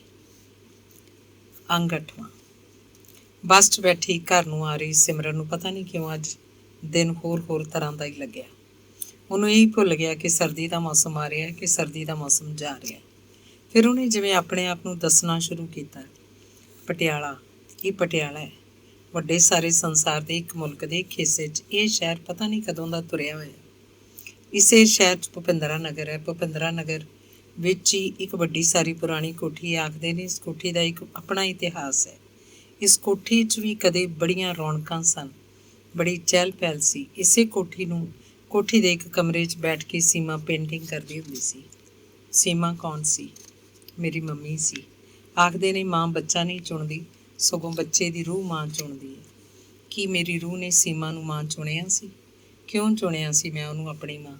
ਕਿ ਉਹਨੂੰ ਇਹ ਰਿਸ਼ਤਾ ਕਬੂਲ ਨਹੀਂ ਸੀ? ਉਹਨੇ ਆਪਣੇ ਆਪ ਨੂੰ ਸਭ ਕਾਸੇ 'ਚੋਂ ਕਿਉਂ ਏਡੀ ਛੇਤੀ ਮਨਫੀ ਕਰ ਲਿਆ? ਪਰ ਉਹ ਨਹੀਂ ਜਾਣਦੀ ਕਿ ਉਹ ਗੈਰ ਹਾਜ਼ਰ ਹੋ ਕੇ ਵੀ ਹਮੇਸ਼ਾ ਇਸ ਘਰ 'ਚ, ਇਸ ਘਰ ਦੇ ਜੀਆਂ 'ਚ ਹਾਜ਼ਰ ਰਹਿੰਦੀ ਹੈ। ਨਹੀਂ ਤਾਂ ਇਹ ਕੋਠੀ ਏਡੀ ਉਦਾਸ ਕਿਉਂ ਹੋਵੇ? ਮੈਡਮ ਟਿਵਾਣਾ ਨੇ ਠੀਕ ਹੀ ਤਾਂ ਆਖਿਆ ਕਿ ਮਰਨ ਵਾਲੇ ਦੇ ਨਾਲ ਜਿੰਨਾ ਕਿਸੇ ਦਾ ਰਿਸ਼ਤਾ ਹੁੰਦਾ ਹੈ, ਓਨਾ ਹੀ ਅਗਲਾ ਮਰਨ ਵਾਲੇ ਦੇ ਨਾਲ ਮਰਦਾ, ਓਨਾ ਹੀ ਉਹਦੇ ਨਾਲ ਸਿਵੇ 'ਚ ਬਲਦਾ ਹੈ। ਪਰ ਮੈਡਮ ਟਿਵਾਣਾ ਨੇ ਸਿਰਫ ਅੱਧੀ ਗੱਲ ਆਖੀ ਹੈ। ਇਹ ਵੀ ਓਨਾ ਹੀ ਸੱਚ ਹੈ ਕਿ ਮਰਨ ਵਾਲੇ ਮਰ ਕੇ ਕਿਧਰੇ ਚਲੇ ਨਹੀਂ ਜਾਂਦੇ। ਜਿੰਨਾ ਮਰਨ ਵਾਲੇ ਦਾ ਕਿਸੇ ਜਿਉਂਦੇ ਨਾਲ ਰਿਸ਼ਤਾ ਹੁੰਦਾ ਹੈ, ਓਨਾ ਜਿਉਣ ਵਾਲੇ ਦੇ ਨਾਲ ਜਿਉਂਦਾ ਵੀ ਹੈ। ਇਹ ਮਰਨ ਜੰਮਣ ਵੀ ਆਖਰ ਕੀ ਹੈ? ਇਸ ਜਨਮ ਤੋਂ ਪਹਿਲਾਂ ਮੈਂ ਕੌਣ ਸੀ, ਕਿੱਥੇ ਸੀ, ਇਹਦੇ ਮਗਰੋਂ ਮੈਂ ਕੌਣ ਹੋਵਾਂਗੀ, ਕੁਝ ਪਤਾ ਨਹੀਂ। ਹਨੇਰੇ ਤੋਂ ਹਨੇਰੇ ਤੱਕ ਦਾ ਸਫ਼ਰ ਹੀ ਹੈ ਸ਼ਾਇਦ ਇਸੇ ਲਈ ਯੱਗ ਹਵਨ ਤੋਂ ਮਗਰੋਂ ਪ੍ਰਾਰਥਨਾ ਕੀਤੀ ਜਾਂਦੀ, ਮੈਨੂੰ ਅਸਤ ਤੋਂ ਸੱਤ ਵੱਲ, ਧੁੰਦੂਕਾਰ ਤੋਂ ਰੋਸ਼ਨੀ ਵੱਲ, ਕਾਲ ਤੋਂ ਅਕਾਲ ਵੱਲ ਲੈ ਚੱਲ। ਰਿਸ਼ੀ ਆਖਦਾ ਹੈ ਕਿ ਮਨ ਦਾ ਹਨੇਰਾ ਹੀ ਹੈ ਜਿਸ ਕਾਰਨ ਪੁਰਸ਼ ਆਪਣੇ ਆਪ ਨੂੰ ਸਰੀਰ, ਇੰਦਰੀਆਂ, ਮਨ ਤੇ ਬੁੱਧੀ ਨਾਲ ਜੋੜਦਾ ਹੈ ਤੇ ਉਹਨਾਂ ਨਾਲ ਤਦ ਰੂਪਤਾ ਮਹਿਸੂਸ ਕਰਦਾ ਹੈ। ਇਸੇ ਕਾਰਨ ਉਹ ਸੀਮਤ ਤੇ ਦੁਖੀ ਹੈ, ਜਨਮ ਮਰਨ ਦੇ ਬੰਧਨ ਵਿੱਚ ਹੈ। ਪਰ ਇਸ ਤੋਂ ਪਾਰ ਜਦੋਂ ਆਪਣਾ ਦੀਵਾ ਆਪ ਬਣਦਾ ਹੈ ਤਾਂ ਹੀ ਜਾਣਦਾ ਹੈ ਕਿ ਇਸ ਸੀਮਤ ਸਵੈ ਤੋਂ ਪਾਰ ਲੰਘ ਕੇ ਉਸ ਅਸੀਮ ਸ਼ਕਤੀ ਨਾਲ ਭੇਦ ਹੋ ਜਾਈਦਾ। ਫਿਰ ਉਹ ਮਰਨ ਜੰਮਣ ਦੇ ਬੰਧਨ ਤੋਂ ਮੁਕਤ ਹੋ ਜਾਂਦਾ ਹੈ। ਅੱਗੇ ਫਿਲਾਸਫੀ ਦੀਆਂ ਗੱਲਾਂ ਸਿਮਰਨ ਨੂੰ ਸਮਝ ਤਾਂ ਆਉਂਦੀਆਂ ਸਨ, ਪਰ ਸਮਝ ਤੱਕ ਹੀ ਰਹਿ ਜਾਂਦੀਆਂ ਸਨ। ਇਹ ਸਭ ਸੋਚਦੀ ਸਿਮਰਨ ਪਤਾ ਨਹੀਂ ਕਿੱਥੋਂ ਦੀ ਕਿੱਥੇ ਲੰਘ ਗਈ ਸੀ। ਇਹ ਸਭ ਗੱਲਾਂ ਅੱਜ ਜਿਵੇਂ ਉਹਨੂੰ ਹੋਰ ਹੀ ਤਰ੍ਹਾਂ ਸਮਝ ਆ ਰਹੀਆਂ ਸਨ। ਘਰ ਪਹੁੰਚ ਕੇ ਬਿਨਾਂ ਕੁਝ ਖਾਧਿਆਂ ਪੀਤਿਆਂ ਉਹ ਆਪਣੇ ਕਮਰੇ ਚਲੀ ਗਈ। ਸਿਮਰਨ, ਹੇਠਾਂ ਤੋਂ ਬੇਜੀ ਨੇ ਆਵਾਜ਼ ਦਿੱਤੀ। ਪਲ ਦੇ ਪਲ ਹੀ ਉਹ ਭੁਚੱਕੀ ਜਿਹੀ ਰਹਿ ਗਈ। ਸਿਮਰਨਾਂ ਦੀ ਭੀੜ ਜਿਹੀ ਵਿੱਚੋਂ ਪਤਾ ਨਹੀਂ ਬੇਜੀ ਕਿਹੜੀ ਸਿਮਰਨ ਨੂੰ ਆਵਾਜ਼ਾਂ ਦੇ ਰਹੀ ਹਨ। ਸਿਮਰਨ, ਬੇਜੀ ਨੇ ਫਿਰ ਹਾਕ ਮਾਰੀ। ਹੁਣ ਉਹਨੂੰ ਲੱਗਿਆ ਬੇਜੀ ਅਸਲ 'ਚ ਉਹਦਾ ਨਾਮ ਲੈ ਕੇ ਉਹਦੀ ਮੰਮੀ ਨੂੰ ਆਵਾਜ਼ਾਂ ਦੇ ਰਹੇ ਸਨ। ਆਈ ਬੇਜੀ, ਉਹਨੇ ਜਦੋਂ ਆਖਿਆ ਉਹਨੂੰ ਲੱਗਿਆ ਉਹਨੇ ਨਹੀਂ ਜਿਵੇਂ ਉਹਦੀ ਮੰਮੀ ਸੀਮਾ ਨੇ ਆਖਿਆ ਸੀ, ਆਈ ਬੇਜੀ। ਉਹਨੇ ਹੇਠਾਂ ਆ ਕੇ ਦੇਖਿਆ ਕੁਲਦੀਪ ਸਿੰਘ, ਉਹਦੀ ਮਾਮਾ ਜੀ ਆ ਗਏ ਸਨ, ਪਰ ਉਹ ਬੜੇ ਉਦਾਸ ਤੇ ਥੱਕੇ ਹੋਏ ਲੱਗ ਰਹੇ ਸਨ। ਗੇਂਦਾ ਰਾਮ ਨੇ ਪਾਣੀ ਦਿੱਤਾ। ਪਾਣੀ ਪੀਣ ਲਈ ਉਹ ਬੇਧਿਆਨੇ ਜੇ ਪੀ ਗਏ ਤੇ ਦੂਜੇ ਪਲ ਉਹਨਾਂ ਨੇ ਗੇਂਦਾ ਰਾਮ ਨੂੰ ਫਿਰ ਆਵਾਜ਼ ਦਿੱਤੀ ਕਿ ਪਾਣੀ ਕਿਉਂ ਨਹੀਂ ਦੇ ਕੇ ਗਿਆ। ਕਿਉਂ ਪੁੱਤਾ, ਲੱਗਿਆ ਕੁਛ ਪਤਾ? ਸੈਮੀ ਜੀ ਤਾਈ ਭਾਗਵੰਤੀ ਨੇ ਕੋਲ ਆ ਕੇ ਪੁੱਛਿਆ। ਅਜੇ ਨਹੀਂ, 1-2 ਦਿਨਾਂ ਤੱਕ ਸ਼ਾਇਦ ਪਤਾ ਲੱਗ ਜਾਏ, ਉਹਨਾਂ ਤਾਈ ਭਾਗਵੰਤੀ ਤੋਂ ਪਰੇ ਝਾਕਦਿਆਂ ਆਖਿਆ। ਇਉਂ ਕਰਦੀਆਂ ਫਿਰ ਮੈਂ ਅੱਜ ਪਿੰਡ ਵਗ ਜਾਂਦੀ ਹਾਂ। ਸਾਰਾ ਜੀ ਜੰਤ ਉਤਰਿਆ ਪਿਆ, ਨਾਲੇ ਡੰਗਰ ਬੱਚਾ ਕੀਲਿਆਂ 'ਤੇ ਖੜਾ ਹੋ। ਕਿੰਨੇ ਦਿਨ ਹੋ ਗਏ ਸਾਨੂੰ ਤਾਂ ਨਾ ਖਾਂਦਿਆਂ ਨੂੰ ਖਾਣਾ ਹੈ ਤੇ ਨਾ ਪੀਂਦਿਆਂ ਨੂੰ ਪੀਣਾ। ਜਾ ਕੇ ਦੱਸਾਂ ਬਈ ਕੁਲਦੀਪ ਸਿੰਘ ਆ ਗਿਆ, ਆਪੇ ਪਤਾ ਕਰੂ। ਮੈਂ ਤਾਂ ਆਖਦੀ ਹਾਂ ਬੇਸ਼ੱਕ ਸਾਡਾ ਘਰ ਬਾਹਰ ਲੱਗ ਜੇ, ਪਰ ਮੁੰਡਾ ਮਿਲ ਜੇ ਜਿਉਂਦਾ ਜਾਗਦਾ। ਤਾਈ ਭਾਗਵੰਤੀ ਨੇ ਉੱਠ ਕੇ ਜੁੱਤੀ ਪਾਉਂਦਿਆਂ ਬੇਜੀ ਨੂੰ ਆਖਿਆ। ਸਿਮਰਨ ਦੇ ਮਾਮਾ ਜੀ ਉੱਠ ਕੇ ਗੁਸਲਖਾਨੇ 'ਚ ਚਲੇ ਗਏ, ਸ਼ਾਇਦ ਮੂੰਹ ਹੱਥ ਧੋਣ। ਉਹਨਾਂ ਦੇ ਬਾਹਰ ਆਉਣ ਤੀਕ ਤਾਈ ਭਾਗਵੰਤੀ ਜਾ ਚੁੱਕੀ ਸੀ। ਬੇਜੀ ਨੇ ਬਥੇਰਾ ਆਖਿਆ ਕਿ ਆਥਣ ਹੋਣ ਵਾਲਾ ਹੈ ਬੇਬੇ, ਸਵੇਰੇ ਚਲੀ ਜਾਈਂ, ਪਰ ਉਹਦੇ ਜੀ ਨੂੰ ਟੇਕ ਕਿੱਥੇ। ਚਾਹ ਨਾਲ ਹੋਰ ਕੀ ਲੈਂਗਾ? ਬੇਜੀ ਨੇ ਕਾਜੂਆਂ ਦੀ ਪਲੇਟ ਆਪਣੇ ਪੁੱਤਰ ਅੱਗੇ ਕਰਦਿਆਂ ਪੁੱਛਿਆ। ਖਾਣਾ ਕੁਛ ਨਹੀਂ। ਦੁਪਹਿਰੇ ਰੋਟੀ ਖਾ ਲਈ ਸੀ? ਬੇਜੀ ਨੇ ਪੁੱਛਿਆ। ਕੁਲਦੀਪ ਚਿੰਤਾਤੁਰ ਜਿਹਾ ਦਿਸਦਾ ਸੀ। ਉਹਨੇ ਬੇਜੀ ਦੀ ਗੱਲ ਸ਼ਾਇਦ ਸੁਣੀ ਨਹੀਂ ਜਾਂ ਫਿਰ ਸੁਣ ਕੇ ਜਵਾਬ ਨਹੀਂ ਦਿੱਤਾ। ਤੂੰ ਗਿਆ ਸੀ ਉੱਥੇ ਜਿੱਥੇ ਮੁੰਡੇ ਫੜ ਕੇ ਰੱਖੇ ਹੋਏ ਹੈ? ਆਖਦੇ ਨੇ ਬੜੇ ਤਸੀਹੇ ਦਿੰਦੇ ਨੇ, ਬੇਜੀ ਨੇ ਪੁੱਛਿਆ। ਕੁਲਦੀਪ ਨੇ ਫਿਰ ਵੀ ਕੋਈ ਉੱਤਰ ਨਾ ਦਿੱਤਾ। ਅਸਲ 'ਚ ਜੋ ਕੁਝ ਉਹ ਆਰਮੀ ਦੇ ਇੰਟਰੋਗੇਸ਼ਨ ਸੈਂਟਰ 'ਚ ਦੇਖ ਕੇ ਆਇਆ ਸੀ, ਉਹਨੇ ਉਹਨੂੰ ਬਹੁਤ ਬੇਆਰਾਮ ਕਰ ਦਿੱਤਾ ਸੀ। ਉਹਨੇ ਪਤਾ ਕਰ ਲਿਆ ਸੀ ਕਿ ਤਾਈ ਭਾਗਵੰਤੀ ਦਾ ਪੋਤਰਾ ਮਾਰ ਨਾਲ ਮਰ ਗਿਆ। ਕਰਨਲ ਮਿਸ਼ਰਾ ਉਹਦਾ ਵਾਕਫ ਹੋਣ ਕਰਕੇ ਪਤਾ ਲੱਗ ਗਿਆ ਸੀ। ਕਰਨਲ ਮਿਸ਼ਰਾ ਸਗੋਂ ਆਪ ਬੜਾ ਦੁਖੀ ਸੀ ਕਿ ਸਰਕਾਰ ਨੇ ਸਾਨੂੰ ਕਿਹੜੇ ਕੰਮ ਲਾ ਦਿੱਤਾ। ਗੁਰਮੀਤ ਬਾਰੇ ਕੁਛ ਤਾਂ ਪਤਾ ਲੱਗਿਆ ਹੋਊ ਬਈ ਕਿੱਥੇ ਲੈ ਗਏ ਨੇ? ਬੇਜੀ ਨੇ ਚਿੰਤਾਤੁਰ ਜੇ ਬੈਠੇ ਕੁਲਦੀਪ ਨੂੰ ਫਿਰ ਪੁੱਛਿਆ। ਪਰ ਕੁਲਦੀਪ ਨੂੰ ਅਜੇ ਵੀ ਸਮਝ ਨਹੀਂ ਸੀ ਲੱਗ ਰਹੀ ਕਿ ਬੇਜੀ ਨੂੰ ਕੀ ਦੱਸੇ ਤੇ ਕਿਵੇਂ ਦੱਸੇ। ਤੁਸੀਂ ਤੇ ਸਿਮਰਨ ਕੁਝ ਦਿਨਾਂ ਲਈ ਦਿੱਲੀ ਚਲੇ ਚੱਲੋ, ਇੱਥੇ ਮਾਹੌਲ ਠੀਕ ਨਹੀਂ। ਜਦੋਂ ਕੁਲਦੀਪ ਨੇ ਆਖਿਆ, ਬੇਜੀ ਸਵਾਰ ਕੇ ਉਸ ਵੱਲ ਝਾਕੇ। ਕੱਲ੍ਹ ਨੂੰ ਤੇਰੀ ਤਾਈ ਭਾਗਵੰਤੀ ਫਿਰ ਪਤਾ ਕਰਨਾ। ਬੇਜੀ, ਉਹਨਾਂ ਦਾ ਮੁੰਡਾ ਜਿਉਂਦਾ ਨਹੀਂ। ਗੱਲ ਟੁੱਕ ਕੇ ਕੁਲਦੀਪ ਨੇ ਜਦੋਂ ਆਖਿਆ ਤਾਂ ਬੇਜੀ ਹੈਰਾਨ ਪਰੇਸ਼ਾਨ ਸਿਰ ਫੜ ਕੇ ਬੈਠ ਗਈ। ਸਿਮਰਨ ਨੇ ਵੀ ਚਾਹ ਦਾ ਕੱਪ ਉੱਥੇ ਦਾ ਉੱਥੇ ਰੱਖ ਦਿੱਤਾ। ਮੇਰਾ ਤਾਂ ਪਹਿਲਾਂ ਹੀ ਮੱਥਾ ਠਣ ਗਿਆ ਸੀ ਵੀ ਕੁਲਦੀਪ ਜਿਹੜਾ ਐਡਾ ਚੁੱਪ ਹੈ ਸੁੱਖ ਨਹੀਂ। ਉਸ ਵਿਚਾਰੀ ਦੇ ਤਾਂ ਘਰ ਨੂੰ ਪੱਥਰ ਦਾ ਜੰਦਾ ਲੱਗ ਗਿਆ। ਨਕਰਮਣ ਨੂੰ ਕੱਲ੍ਹ ਮੈਂ ਦੱਸੂਗੀ ਕਿਵੇਂ ਬਈ ਤੂੰ ਤਾਂ ਪੱਟੀ ਗਈ ਦੋਹਾਂ ਜਹਾਨਾਂ ਤੋਂ, ਪਾਲਿਆ ਪਲੋਸਿਆ ਪੁੱਤ ਭੰਗ ਦੇ ਭਾਣੇ ਗਿਆ। ਬੇਜੀ ਜਿਵੇਂ ਆਪਣੇ ਆਪ ਨਾਲ ਹੀ ਗੱਲਾਂ ਕਰ ਰਹੇ ਸਨ। ਕੱਲ੍ਹ ਆਪਾਂ ਦਿੱਲੀ ਚੱਲਾਂਗੇ। ਕੁਲਦੀਪ ਨੇ ਜਿਵੇਂ ਫੈਸਲਾ ਸੁਣਾ ਦਿੱਤਾ। ਨਹੀਂ ਕਾਕਾ, ਤੂੰ ਸਿਮਰਨ ਨੂੰ ਲੈ ਜਾਣੀ ਹੈ। ਮੈਂ ਤਾਂ ਤੇਰੀ ਤਾਈ ਜੀ ਦੇ ਪੋਤੇ ਦੇ ਭੋਗ ਮਗਰੋਂ ਹੀ ਜਾਊਂਗੀ। ਗੁਰਮੀਤ ਬਾਰੇ ਅਜੇ ਉਹਨਾਂ ਨੂੰ ਕਿਸੇ ਨੇ ਕੁਛ ਨਹੀਂ ਦੱਸਣਾ, ਸੋ ਚੰਗਾ ਆਪਾਂ ਵੀ ਕੁਛ ਨਾ ਦੱਸੀਏ, ਕੁਲਦੀਪ ਨੇ ਸੰਜੀਦਗੀ ਨਾਲ ਆਖਿਆ।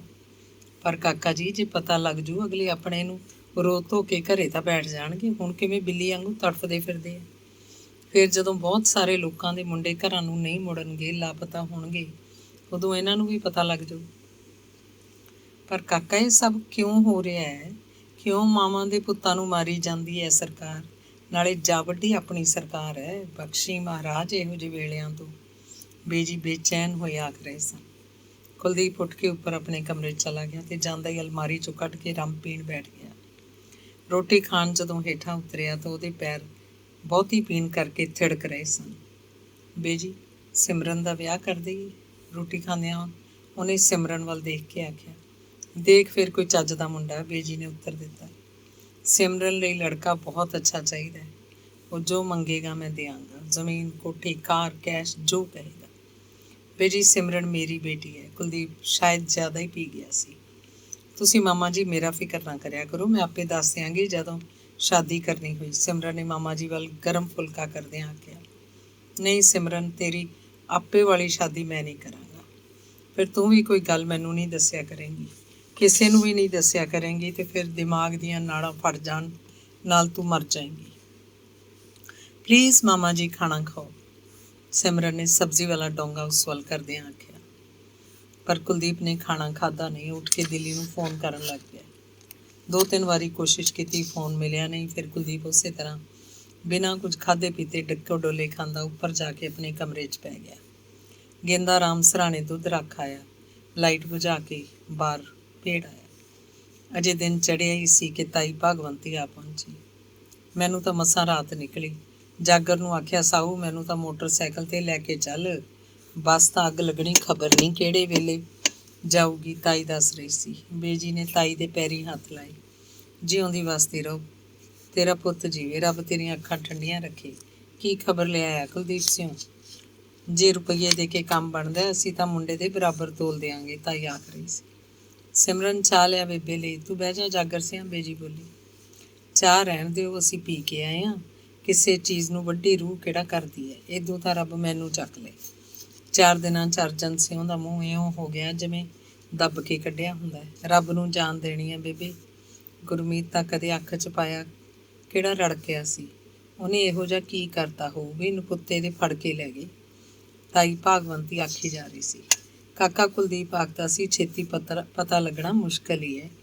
ਕਿਧਰੇ ਦੂਰ ਲੈ ਗਏ ਖਾਸੇ ਸਾਰੇ ਮੁੰਡਿਆਂ ਨੂੰ, ਬੇਜੀ ਬੋਲੀ। ਹਾੜੇ ਭੈਣੇ ਆਖ ਜਿਵੇਂ ਹੋਵੇ ਪਤਾ ਕਰੇ, ਬਸ ਪਤਾ ਲੱਗ ਜੇ ਬਈ ਉਹ ਜਿਉਂਦਾ ਹੈਗਾ। ਇਹ ਤਾਂ ਬੜਾ ਅਫਸਰ ਹੈ, ਪਤਾ ਕਰ ਲੂ। ਸਾਨੂੰ ਕਿਹਨੇ ਕੁਛ ਦੱਸਣਾ ਹੈ? ਕੱਲ ਤੇਰੇ ਜਾਣ ਮਗਰੋਂ ਵੀ ਕੁਲਦੀਪ ਸਿੰਘ ਕਈ ਥਾਈਂ ਪਤਾ ਕਰਕੇ ਆਇਆ, ਕਹਿੰਦਾ ਸੀ ਅਜੇ ਨਹੀਂ ਪਤਾ ਲੱਗਣਾ। ਬੇਜੀ ਨੇ ਜਦੋਂ ਦੱਸਿਆ, ਤਾਈ ਭਗਵੰਤੀ ਦਾ ਮੂੰਹ ਜਿਵੇਂ ਬੁੱਝ ਗਿਆ। ਤੂੰ ਫਿਰ ਐਂ ਕਰ ਜਾਗਰਾ, ਤੂੰ ਚੱਲ ਪਿੰਡ ਨੂੰ, ਮੈਂ ਤਾਂ ਫਿਰ ਹੁਸ਼ਿਆਰਪੁਰ ਨੂੰ ਜਾਊਂਗੀ। ਆਖਦੇ ਨੇ ਉੱਥੇ ਭ੍ਰਿਗੂ ਦਾ ਗ੍ਰੰਥ ਹੈ, ਕੁੰਡਲੀ ਮਿਲ ਜੇ ਤਾਂ ਫਿਰ ਸਭ ਕੁਛ ਲਿਖਿਆ ਮਿਲ ਜਾਂਦਾ। ਪਤਾ ਕਰਦੀ ਹਾਂ ਜਾ ਕੇ ਬਈ ਹੋਰ ਕਿੰਨਾ ਕੁ ਚਿਰ ਮੁੰਡੇ ਤੇ ਗਰੋਹ ਆ। ਆਖਦੀ ਤਾਈ ਭਗਵੰਤੀ ਉੱਠ ਖੜੀ ਹੋਈ। ਸਿਮਰਨ ਚਾਹ ਲੈ ਆਈ, ਪਰ ਤਾਈ ਭਗਵੰਤੀ ਨੇ ਪੀਤੀ ਨਹੀਂ। ਜਾਗਰ ਨੂੰ ਪਿੰਡ ਤੋਰ ਕੇ ਉਹ ਆਪ ਹੁਸ਼ਿਆਰਪੁਰ ਜਾਣ ਲਈ ਤਿਆਰ ਹੋ ਗਈ। ਪਹਿਲਾਂ ਦੁੱਖ ਨਿਵਾਰਨ ਨਾ ਹੋ ਚੱਲਾਂ, ਰਿਕਸ਼ੇ 'ਚ ਬੈਠੀ ਨੇ ਉਹਨੂੰ ਜਿਵੇਂ ਆਪਣੇ ਮਨ ਨਾਲ ਸਲਾਹ ਕੀਤੀ। ਫਿਰ ਰਿਕਸ਼ੇ ਵਾਲੇ ਨੂੰ ਬੱਸ ਸਟੈਂਡ ਦੀ ਥਾਂ ਗੁਰਦੁਆਰੇ ਚੱਲਣ ਲਈ ਆਖਿਆ। ਗੁਰਦੁਆਰੇ ਸਰੋਵਰ ਦੇ ਕੰਢੇ ਨੀਲੇ ਆਕਾਸ਼ ਵੱਲ ਤੱਕਦੀ ਕਿੰਨਾ ਹੀ ਚਿਰ ਹੱਥ ਬੰਨੀ ਉਹ ਪੁੱਛਦੀ ਰਹੀ, ਹੇ ਸ਼ਾਂਤੀ ਸਰੂਪ ਗੁਰੂ ਨਾਨਕ, ਇਹ ਚਿੱਟੇ ਬਾਜਾਂ ਵਾਲੇ 10ਵੇਂ ਪਾਤਸ਼ਾਹ, ਤੇਰੇ ਬੰਦਿਆਂ ਨਾਲ ਹੀ ਕੀ ਹੋਣ ਲੱਗ ਪਿਆ? ਸਾਡੇ ਪਾਪੀਆਂ ਦੇ ਸਿਰ ਤੇ ਮਿਹਰ ਦਾ ਹੱਥ ਧਰੋ, ਸੁੱਖ ਸ਼ਾਂਤੀ ਵਰਤਾਓ। ਹੇ ਬਾਬਾ, ਜੇ ਕੋਈ ਭੁੱਲ ਚੁੱਕ ਹੋ ਗਈ ਤਾਂ ਬਖਸ਼ ਦੇ। ਹਾੜੇ ਬਸ ਗੁਰਮੀਤ ਸਿੰਘ ਦਾ ਪਤਾ ਲੱਗ ਜੇ, ਮੈਂ 5 ਮੀਆਂ ਨੰਗੇ ਪੈਰੀਂ ਤੁਰ ਕੇ ਆ ਕੇ ਨਹਾਉਂਗੀ। ਜਾਣਿਆ ਪਛਾਣਿਆ ਇਹ ਗੁਰਦੁਆਰਾ, ਇਹ ਸਰੋਵਰ, ਇਹ ਪਰਿਕਰਮਾ ਅੱਜ ਤਾਈ ਭਗਵੰਤੀ ਨੂੰ ਜਿਵੇਂ ਉੱਪਰੇ ਲੱਗੇ। ਲੋਕੀ ਛੋਟੀਆਂ ਟੋਲੀਆਂ ਬਣਾ ਕੇ ਇੱਕ ਦੂਜੇ ਨੂੰ ਕੁਝ ਦੱਸ ਰਹੇ ਸਨ। ਤਾਈ ਉੱਧਰ ਨੂੰ ਗਈ। ਵੇ ਭਾਈ, ਜਿਹੜੇ ਮੁੰਡੇ ਗੌਰਮੈਂਟ ਨੇ ਫੜੇ ਹੋਏ ਨੇ ਉਹਨਾਂ ਦਾ ਕੁਝ ਪਤਾ ਲੱਗਿਆ? ਤਾਈ ਨੇ ਪੁੱਛਿਆ। ਮੁੰਡੇ ਤਾਂ ਜਿਹੜੇ ਫੜਦੇ ਨੇ ਬਹੁਤਿਆਂ ਨੂੰ ਮਾਰੀ ਜਾਂਦੇ ਨੇ, ਉਹਨਾਂ 'ਚੋਂ ਇੱਕ ਜਣਾ ਬੋਲਿਆ। ਮੁੰਡਿਆਂ ਨੂੰ ਮਾਰੀ ਜਾਂਦੇ ਨੇ? ਸੁਣਦਿਆਂ ਤਾਈ ਦੇ ਜਿਵੇਂ ਆਸਾਨ ਮਾਰੇ ਗਏ। ਬਾਕੀ ਦੀ ਕੋਈ ਗੱਲ ਉਹਨੂੰ ਨਹੀਂ ਸੁਣਾਈ ਦਿੱਤੀ। ਹਾੜੇ ਮੇਰੇ ਵੀਰ, ਕੋਈ ਸੁੱਖ ਦਾ ਬੋਲ ਮੂੰਹੋਂ ਕੱਢ, ਮਾਰੇ ਕਾਹਨੂੰ ਜਾਣ ਮਾਵਾਂ ਦੇ ਪੁੱਤ, ਰੱਬ ਉਹਨਾਂ ਦੀ ਅੰਗ ਸੰਗ ਸਹਾਈ ਹੋਵੇ। ਤਾਈ ਘਬਰਾ ਕੇ ਬੋਲੀ। ਮਾਈ, ਹਾਕਮਾਂ ਨੇ ਗੁਰੂ ਗੋਬਿੰਦ ਸਿੰਘ ਦੇ ਬੱਚੇ ਨਹੀਂ ਸੀ ਮਾਰੇ? ਵੇ ਵੀਰ, ਉਦੋਂ ਤਾਂ ਬਗਾਨੇ ਹਾਕਮ ਸੀ, ਹੁਣ ਤਾਂ ਆਪਣਾ ਰਾਜ ਹੈ। ਮਾਈ, ਹਾਕਮ ਸਾਰੇ ਹੀ ਬਗਾਨੇ ਹੁੰਦੇ ਨੇ, ਭਾਵੇਂ ਕੋਈ ਵੀ ਹੋਣ। ਤਾਈ ਭਗਵੰਤੀ ਦਾ ਮਨ ਭਰ ਆਇਆ।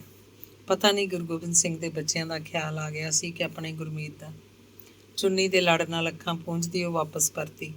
ਟਿਕਟ ਵਾਪਸ ਦੇ ਕੇ ਜੁੱਤੀ ਲੈਂਦੀ ਉਹ ਸੋਚ ਰਹੀ ਸੀ, ਮਨਾ ਪਿੰਡ ਨੂੰ ਹੀ ਚੱਲਾਂ। ਹੁਸ਼ਿਆਰਪੁਰ ਜਾਣ ਜੋਗਾ ਦਮ ਨਹੀਂ ਅੱਜ। ਨਾਲੇ ਖਬਰੇ ਚੰਡੀਗੜ੍ਹ ਤੋਂ ਅਰਜਨ ਸਿੰਘ ਗੁਰਮੀਤ ਦਾ ਕੋਈ ਪਤਾ ਸੁਤਾ ਲੈ ਆਇਆ ਹੀ ਹੋਵੇ। ਅੰਗ 9। ਅਜੇ ਰਾਤ ਦਾ 1 ਨਹੀਂ ਵੱਜਿਆ ਕਿ ਬੇਜੀ ਦੀ ਨੀਂਦ ਖੁੱਲ੍ਹ ਗਈ। ਵਾਹਿਗੁਰੂ ਵਾਹਿਗੁਰੂ ਕਰਦੇ ਉੱਠ ਕੇ ਗੁਸਲਖਾਨੇ 'ਚ ਜਾ ਕੇ ਮੂੰਹ ਹੱਥ ਧੋ ਕੇ ਮੂੰਹ 'ਚ ਸ਼ਲੋਕ ਉਚਾਰਦੇ ਬਾਹਰ ਆਈ ਕਿ ਚੇਤਨਾ ਹੈ ਤੋ ਚੇਤ ਲੈ, ਨਿਸ ਦਿਨ ਮੈਂ ਪ੍ਰਾਣੀ, ਛਿਨ ਛਿਨੌਦ ਬਿਹਾਤ ਹੈ, ਫੂਟੇ ਘਟ ਜੋ ਪਾਣੀ। ਫਿਰ ਸਿਮਰਨ ਵੱਲ ਝਾਕੇ। ਅੱਧੀਆਂ ਕੁ ਖੁੱਲ੍ਹੀਆਂ ਅੱਖਾਂ ਨਾਲ ਸੁੱਤੀ ਉਹਨਾਂ ਨੂੰ ਪਰੀ ਕਥਾ ਜੀ ਲੱਗੀ। ਅਸਮਾਨ ਉੱਤੇ ਸਪਤ ਰਿਸ਼ੀ ਘੁੰਮ ਕੇ ਅੱਜ ਉੱਧਰੋਂ ਇੱਧਰ ਨਹੀਂ ਸੀ ਆਏ। ਅਸਮਾਨ ਵੱਲ ਝਾਕ ਕੇ ਉਹ ਸੋਚਣ ਲੱਗੇ, ਕਹਿੰਦੇ ਨੇ ਜਦੋਂ ਕੋਈ ਚੰਗਾ ਬੰਦਾ ਮਰਦਾ ਹੈ ਤਾਂ ਤਾਰਾ ਬਣ ਜਾਂਦਾ ਹੈ। ਸਿਮਰਨ ਦੇ ਨਾਨਾ ਜੀ ਵੀ ਤਾਰਾ ਹੀ ਬਣ ਗਏ ਹੋਣਗੇ। ਉਹਨਾਂ ਨੂੰ ਅਸੀਂ ਕਦੇ ਯਾਦ ਤਾਂ ਆਉਂਦੇ ਹੀ ਹੋਵਾਂਗੇ। ਸੜਕ ਤੋਂ ਪਾਰ ਬਿੱਲੀਆਂ ਪਹਿਲੇ ਲੜ ਰਹੀਆਂ ਸੀ, ਫਿਰ ਰੋਣ ਲੱਗ ਪਈਆਂ। ਦੂਰ ਕਿਧਰੇ ਕੁੱਤੇ ਵੀ ਭੌਂਕ ਰਹੇ ਸਨ। ਹੇ ਰੱਬਾ ਸੁੱਖ ਰੱਖੀ। ਕੁੱਤੇ ਬਿੱਲੀਆਂ ਨੂੰ ਜਦੋਂ ਮੌਤ ਦਿਸਦੀ ਹੈ ਇਹ ਉਦੋਂ ਹੀ ਰੋਂਦੇ ਨੇ। ਮੌਤ ਤਾਂ ਅੱਜ ਕੱਲ੍ਹ ਗਲੀ ਗਲੀ ਮਹੱਲੇ ਮਹੱਲੇ ਫਿਰਦੀ ਹੈ। ਬੇਜੀ ਆਪਣੇ ਆਪ ਨਾਲ ਗੱਲਾਂ ਕਰ ਰਹੇ ਸਨ। ਕੁਝ ਚਿਰ ਮਗਰੋਂ ਘੜਿਆਲ ਨੇ 2 ਵਜਾਏ। ਹੁਣ ਦੇਵਤਿਆਂ ਦਾ ਪਹਿਰਾ ਹੋ ਗਿਆ। ਹਵਾ ਠੰਡੀ ਚੱਲਣ ਲੱਗ ਪਈ ਹੈ। ਬੇਜੀ ਨੂੰ ਖਿਆਲ ਆਇਆ ਉੱਪਰ ਕੁਲਦੀਪ ਦੇ ਕਮਰੇ ਦੀ ਲਾਈਟ ਜਗੀ ਤੇ ਫਿਰ ਬੁਝ ਗਈ। ਸ਼ਾਇਦ ਉੱਠ ਕੇ ਪਾਣੀ ਪੀਤਾ ਸੀ। ਉਹਨੇ ਸਵੇਰੇ ਫਿਰ ਦਿੱਲੀ ਚੱਲਣ ਲਈ ਆਖਣਾ ਹੈ। ਬੇਜੀ ਸੋਚਣ ਲੱਗੇ, ਪਰ ਉਹ ਅਜੇ ਦਿੱਲੀ ਜਾਣ ਲਈ ਤਿਆਰ ਨਹੀਂ ਸਨ। ਉਹਨਾਂ ਨੂੰ ਲੱਗਦਾ ਸੀ ਇਸ ਦੁੱਖ ਦੇ ਵੇਲੇ ਸੌਖੀ ਘੜੀ ਆਪਣੇ ਲੋਕਾਂ ਨੂੰ ਛੱਡ ਕੇ ਥੋੜ੍ਹਾ ਹੀ ਕਿਧਰੇ ਤੁਰ ਜਾਈਦਾ। ਬੇਜੀ ਕੁਲਦੀਪ ਦੇ ਨਾਲ ਦਿੱਲੀ ਨਹੀਂ ਗਏ ਤੇ ਬੇਜੀ ਨੂੰ ਛੱਡ ਕੇ ਸਿਮਰਨ ਵੀ ਨਹੀਂ ਗਈ, ਕਿਉਂਕਿ ਅਹਿਮਦਾਬਾਦ ਤੋਂ ਪ੍ਰਕਾਸ਼ ਦੀ ਤਾਰ ਆਈ ਸੀ ਕਿ ਉਹ 1 ਅੱਧੇ ਦਿਨ 'ਚ ਪਟਿਆਲੇ ਪਹੁੰਚ ਰਿਹਾ। ਅਜਿਹੇ ਵੇਲੇ ਪ੍ਰਕਾਸ਼ ਨੂੰ ਪੰਜਾਬ ਨਹੀਂ ਸੀ ਆਉਣਾ ਚਾਹੀਦਾ। ਪੰਜਾਬ ਵਿੱਚ ਤਾਂ ਬਹੁਤੇ ਹਿੰਦੂ ਸਗੋਂ ਬਾਹਰ ਕਿਧਰੇ ਚਲੇ ਜਾਣਾ ਚਾਹੁੰਦੇ ਨੇ। ਸਿਮਰਨ ਨੇ ਆਖਿਆ, ਉਸ ਟੱਬਰ 'ਚ ਹਿੰਦੂ ਸਿੱਖ ਦਾ ਕੋਈ ਫਰਕ ਨਹੀਂ। ਪ੍ਰਕਾਸ਼ ਦੀ ਮਾਂ ਸਿੱਖਾਂ ਦੀ ਧੀ ਹੈ। ਬੇਬੇ ਨੇ ਕਾਂਤੀ ਨਰੈਣ ਦੇ ਵਿਆਹ ਵੇਲੇ ਸਭ ਨੂੰ ਆਖ ਦਿੱਤਾ ਸੀ ਕਿ ਮੈਂ ਤਾਂ ਆਪਣੇ ਪੁੱਤਰ ਨੂੰ ਸਿੱਖਾਂ ਦੇ ਵਿਆਹਾਂਗੀ। ਬੇਬੇ ਅਸਲ 'ਚ ਤੇਰੇ ਨਾਨਾ ਜੀ ਦੇ ਨਾਲ ਹੀ ਪੁਲਿਸ ਵਿੱਚ ਸੀ। ਡਾਕੂਆਂ ਨੇ ਉਹਦੀ ਗੋਲੀ ਮਾਰਤੀ।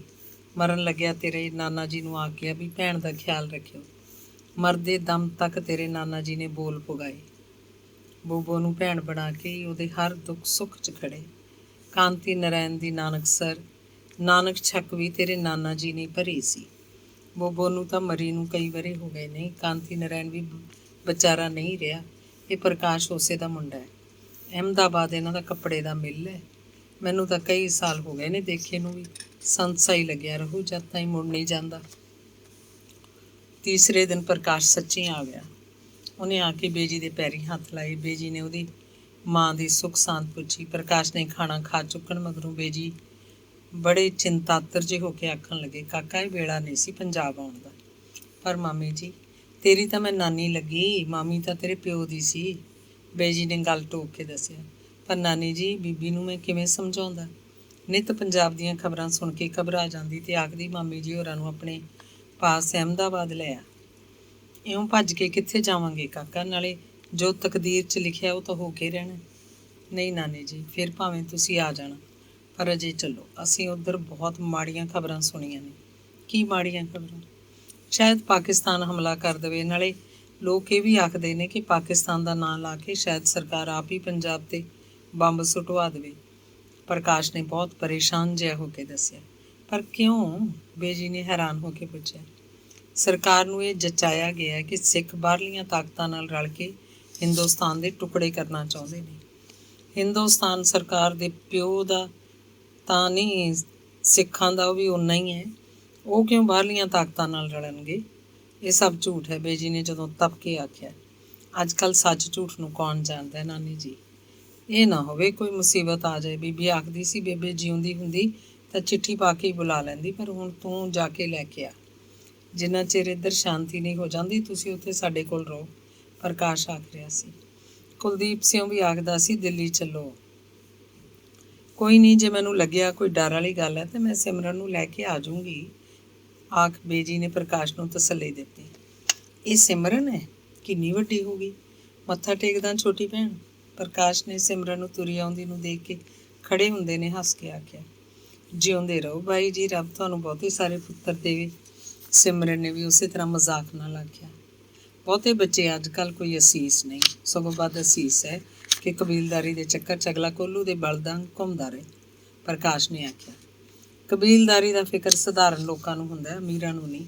ਸਿਮਰਨ ਬੋਲੀ, ਸਧਾਰਨ ਬੰਦਿਆਂ ਨੂੰ ਸਧਾਰਨ ਬੰਦਿਆਂ ਵਾਲੇ ਫਿਕਰ ਹੁੰਦੇ ਨੇ। ਮੈਨੂੰ ਤਾਂ ਲੱਗਦਾ ਸਿਮਰਨ, ਜਿੰਨੇ ਕੁ ਜੋਗਾ ਕੋਈ ਬੰਦਾ ਹੁੰਦਾ ਹੈ, ਰੱਬ ਉਸੇ ਦੇ ਘੁੰਮਣ ਲਈ ਉੱਡਾ ਕੁ ਜ਼ਿੰਦਗੀ ਦਾ ਚੱਕਰ ਬਣਾ ਦਿੰਦਾ ਹੈ। ਜਿਵੇਂ ਆਖਦੇ ਨੇ, ਇੱਕ ਵਾਰੀ ਇੱਕ ਬੰਦੇ ਨੇ ਸਿਵਾ ਜਗਾ ਲਿਆ ਅਤੇ ਇੱਕ ਭੂਤ ਨੂੰ ਕਾਬੂ ਕਰ ਲਿਆ। ਭੂਤ ਆਖਣ ਲੱਗਿਆ, ਮੈਂ ਓਨਾ ਚਿਰ ਹੀ ਤੇਰੇ ਕਾਬੂ 'ਚ ਰਹਾਂਗਾ ਜਿੰਨਾ ਚਿਰ ਤੂੰ ਮੈਨੂੰ ਕੰਮ ਲਾਈ ਰੱਖੇਂਗਾ। ਬੰਦਾ ਜਿਹੜਾ ਉਹਨੂੰ ਕੰਮ ਆਖੇ ਉਹ ਝੱਟ ਕਰਕੇ ਵਿਹਲਾ ਹੋ ਜਾਏ। ਅਖੀਰ ਬੰਦੇ ਨੇ ਵਿਹੜੇ 'ਚ ਇੱਕ ਬਾਂਸ ਕੱਢ ਕੇ ਭੂਤ ਨੂੰ ਆਖਿਆ, ਤੂੰ ਇਸ ਬਾਂਸ ਉੱਪਰ ਚੜ੍ਹੀ ਜਾ, ਉਤਰੀ ਜਾ, ਤੇਰੇ ਲਈ ਇਹੀ ਕੰਮ ਹੈ। ਅਜਿਹਾ ਹੀ ਹਾਲ ਰੱਬ ਨੇ ਬੰਦਿਆਂ ਦਾ ਕਰ ਰੱਖਿਆ।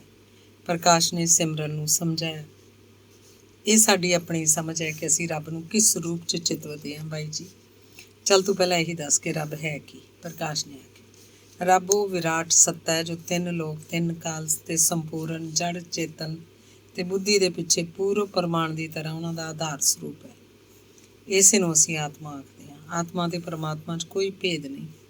ਸਿਮਰਨ ਨੇ ਜਦੋਂ ਦੱਸਿਆ, ਪ੍ਰਕਾਸ਼ ਹੱਸ ਪਿਆ ਤੇ ਆਖਣ ਲੱਗਿਆ, ਮੈਂ ਤੈਨੂੰ ਫਿਲਾਸਫੀ ਦਾ ਸਵਾਲ ਕੱਢਣ ਲਈ ਤਾਂ ਨਹੀਂ ਸੀ ਆਖਿਆ। ਤੂੰ ਮੈਨੂੰ ਸਿੱਧੀ ਜੀ ਗੱਲ ਦੱਸ ਕਿ ਇੱਕ ਪਾਸੇ ਤਾਂ ਆਖਿਆ ਜਾਂਦਾ ਹੈ ਰੱਬ ਦੇ ਹੁਕਮ ਬਿਨਾਂ ਪੱਤਾ ਵੀ ਨਹੀਂ ਝੁਲਦਾ, ਦੂਜੇ ਪਾਸੇ ਆਖਿਆ ਜਾਂਦਾ ਹੈ ਕਿ ਮਨੁੱਖ ਦੇ ਜਨਮ, ਜਾਤ ਤੇ ਦੁੱਖ ਸੁੱਖ ਦਾ ਆਧਾਰ ਉਹਦੇ ਕਰਮ ਹਨ। ਇਹਨਾਂ ਦੋਵਾਂ ਗੱਲਾਂ 'ਚ ਕਿੱਥੇ ਮੇਲ ਹੈ? ਪ੍ਰਕਾਸ਼ ਨੇ ਪੁੱਛਿਆ। ਇਸ ਵਾਰੀ ਸਿਮਰਨ ਹੱਸ ਪਈ, ਦੱਸਣ ਲੱਗੀ, ਬਾਈ ਜੀ, ਜ਼ਿੰਦਗੀ ਦੀ ਖੇਡ ਖੇਡਣ ਲਈ ਪੱਤੇ ਸਾਨੂੰ ਦਿੱਤੇ ਜਾਂਦੇ ਆ। ਇਹ ਪੱਤੇ ਅਸੀਂ ਆਪ ਨਹੀਂ ਚੁਣਦੇ, ਇਹ ਸਾਨੂੰ ਸਾਡੀ ਕਰਮ ਗਤੀ ਦੇ ਹਿਸਾਬ ਨਾਲ ਮਿਲਦੇ ਆ। ਪਰ ਉਹਨਾਂ ਪੱਤਿਆਂ ਨਾਲ ਅਸੀਂ ਖੇਡ ਕਿਹੋ ਜਿਹੀ ਖੇਡਦੇ ਹਾਂ, ਇਹ ਖੁੱਲ੍ਹ ਸਾਨੂੰ ਹੁੰਦੀ ਹੈ। ਸਿਮਰਨ ਨੇ ਸਮਝਾਇਆ, ਨਾਨੀ ਜੀ, ਇਹ ਤਾਂ ਕੁੜੀ ਬੜੀ ਸਿਆਣੀ ਹੋ ਗਈ ਲੱਗਦੀ ਹੈ। ਆਖਦਾ ਪ੍ਰਕਾਸ਼ ਉੱਠ ਕੇ ਆਪਣਾ ਅਟੈਚੀ ਕੇਸ ਵਿੱਚੋਂ ਆਪਣੇ ਹੀ ਮਿਲਦੇ ਬਣਾਏ ਕੁਝ ਵਧੀਆ ਸੂਟਾਂ ਦੇ ਕੱਪੜੇ ਕੱਢ ਕੇ ਬੇਜੀ ਨੂੰ ਫੜਾਉਂਦਾ ਆਖਣ ਲੱਗਾ, ਇਹ ਬੀਬੀ ਜੀ ਨੇ ਭੇਜੇ ਨੇ। ਲੈ ਹੈ ਕਮਲੇ, ਮੈਂ ਦੇਣ ਦੇ ਥਾਂ ਕਿ ਲੈਣ ਦੇ? ਬੇਜੀ ਬੋਲੇ, ਛੱਡੋ ਬੇਜੀ, ਇਹ ਪੁਰਾਣੀਆਂ ਗੱਲਾਂ, ਤੁਸੀਂ ਸਾਰੀ ਉਮਰ ਦਿੰਦੇ ਹੀ ਰਹੇ ਹੋ। ਨਹੀਂ ਕਾਕਾ, ਬੰਦੇ ਨੂੰ ਆਪਣਾ ਧਰਮ ਕਰਮ ਨਹੀਂ ਭੁੱਲਣਾ ਚਾਹੀਦਾ। ਹੁਣ ਇਉਂ ਕਰੀ, ਫਿਰ ਪੈਸੇ ਲੈ ਜਾਈਏ ਨਾ ਕੱਪੜਿਆਂ ਦੇ। ਪੈਸੇ ਫਿਰ ਖਾਸੇ ਸਾਰੇ ਦੇ ਦਿਓ, ਕੱਪੜਿਆਂ ਦੇ ਹੀ ਕਿਉਂ ਦੇਣੇ ਨੇ? ਪ੍ਰਕਾਸ਼ ਨੇ ਹੱਸ ਕੇ ਆਖਿਆ। ਤੇ ਫਿਰ ਸਾਰਾ ਦਿਨ ਬੇਜੀ ਪ੍ਰਕਾਸ਼ ਨਾਲ ਘਰ ਗ੍ਰਸਤੀ ਦੀਆਂ, ਲੰਘ ਗਏ ਭਲਿਆਂ ਵੇਲਿਆਂ ਦੀਆਂ, ਭਵਿੱਖ ਦੀਆਂ ਚਿੰਤਾਵਾਂ ਦੀਆਂ ਗੱਲਾਂ ਕਰਦੇ ਰਹੇ। ਉਹਦੇ ਆਰ ਪਰਿਵਾਰ ਬਾਰੇ ਵੀ ਪੁੱਛਦੇ ਰਹੇ। ਨਾਨੀ ਜੀ, ਆਖੋ ਤਾਂ ਉੱਧਰ ਸਿਮਰਨ ਲਈ ਕੋਈ ਲੜਕਾ ਲੱਭਾ? ਬੜੇ ਅਮੀਰ ਲੋਕ ਨੇ ਉਸ ਪਾਸੇ। ਰਾਤ ਨੂੰ ਰੋਟੀ ਖਾਣ ਵੇਲੇ ਪ੍ਰਕਾਸ਼ ਨੇ ਸਿਮਰਨ ਵੱਲ ਝਾਕ ਕੇ ਪੁੱਛਿਆ। ਸਿਮਰਨ ਨੂੰ ਪੁੱਛ ਲੈ, ਇਹ ਤਾਂ ਪੜ੍ਹਨੋਂ ਹੀ ਨਹੀਂ ਹਟਦੀ। ਮੈਂ ਤਾਂ ਆਖਦੀ ਹਾਂ ਵੀ ਬਹੁਤੀਆਂ ਪੜ੍ਹੀਆਂ ਹੋਈਆਂ ਕੁੜੀਆਂ ਦਾ ਅਗਲੇ ਰਿਸ਼ਤਾ ਲੈਣ ਤੋਂ ਝਿਜਕ ਜਾਂਦੇ ਨੇ। ਚੰਗਾ ਘਰ ਕੋਈ ਨੌਕਰੀ ਤਾਂ ਕਰਵਾਉਂਦਾ ਨਹੀਂ, ਫਿਰ ਕੁੜੀ 10 ਜਮਾਤਾਂ ਪੜ੍ਹੀ ਹੋਈ ਕਿ 20, ਕੀ ਫਰਕ ਪੈਂਦਾ? ਬੇਜੀ ਨੇ ਦੱਸਿਆ। ਲੈ, ਪੈਸੇ ਵਾਲਾ ਘਰ ਹੀ ਤਾਂ ਸਿਰਫ ਚੰਗਾ ਘਰ ਨਹੀਂ ਹੁੰਦਾ ਬੇਜੀ। ਸਿਮਰਨ ਬੋਲੀ, ਅੱਜ ਦੇ ਸਮੇਂ 'ਚ ਪੈਸੇ ਵਾਲਾ ਘਰ ਹੀ ਚੰਗਾ ਜਾਂ ਮਾੜਾ ਘਰ ਹੋ ਸਕਦਾ ਹੈ। ਪੈਸੇ ਨਾਲ ਤੁਸੀਂ ਬੰਦੇ ਤੋਂ ਲੈ ਕੇ ਰੱਬ ਤੀਕ ਸਭ ਕੁਝ ਖਰੀਦ ਸਕਦੇ ਹੋ। ਪ੍ਰਕਾਸ਼ ਬੋਲਿਆ, ਪਰ ਸਾਰੇ ਲੋਕ ਤਾਂ ਇਉਂ ਨਹੀਂ ਸੋਚਦੇ। ਸਿਮਰਨ ਬੋਲੀ, ਸਿਰਫ ਸੋਚਣ ਨਾਲ ਤਾਂ ਕੁਝ ਨਹੀਂ ਹੁੰਦਾ।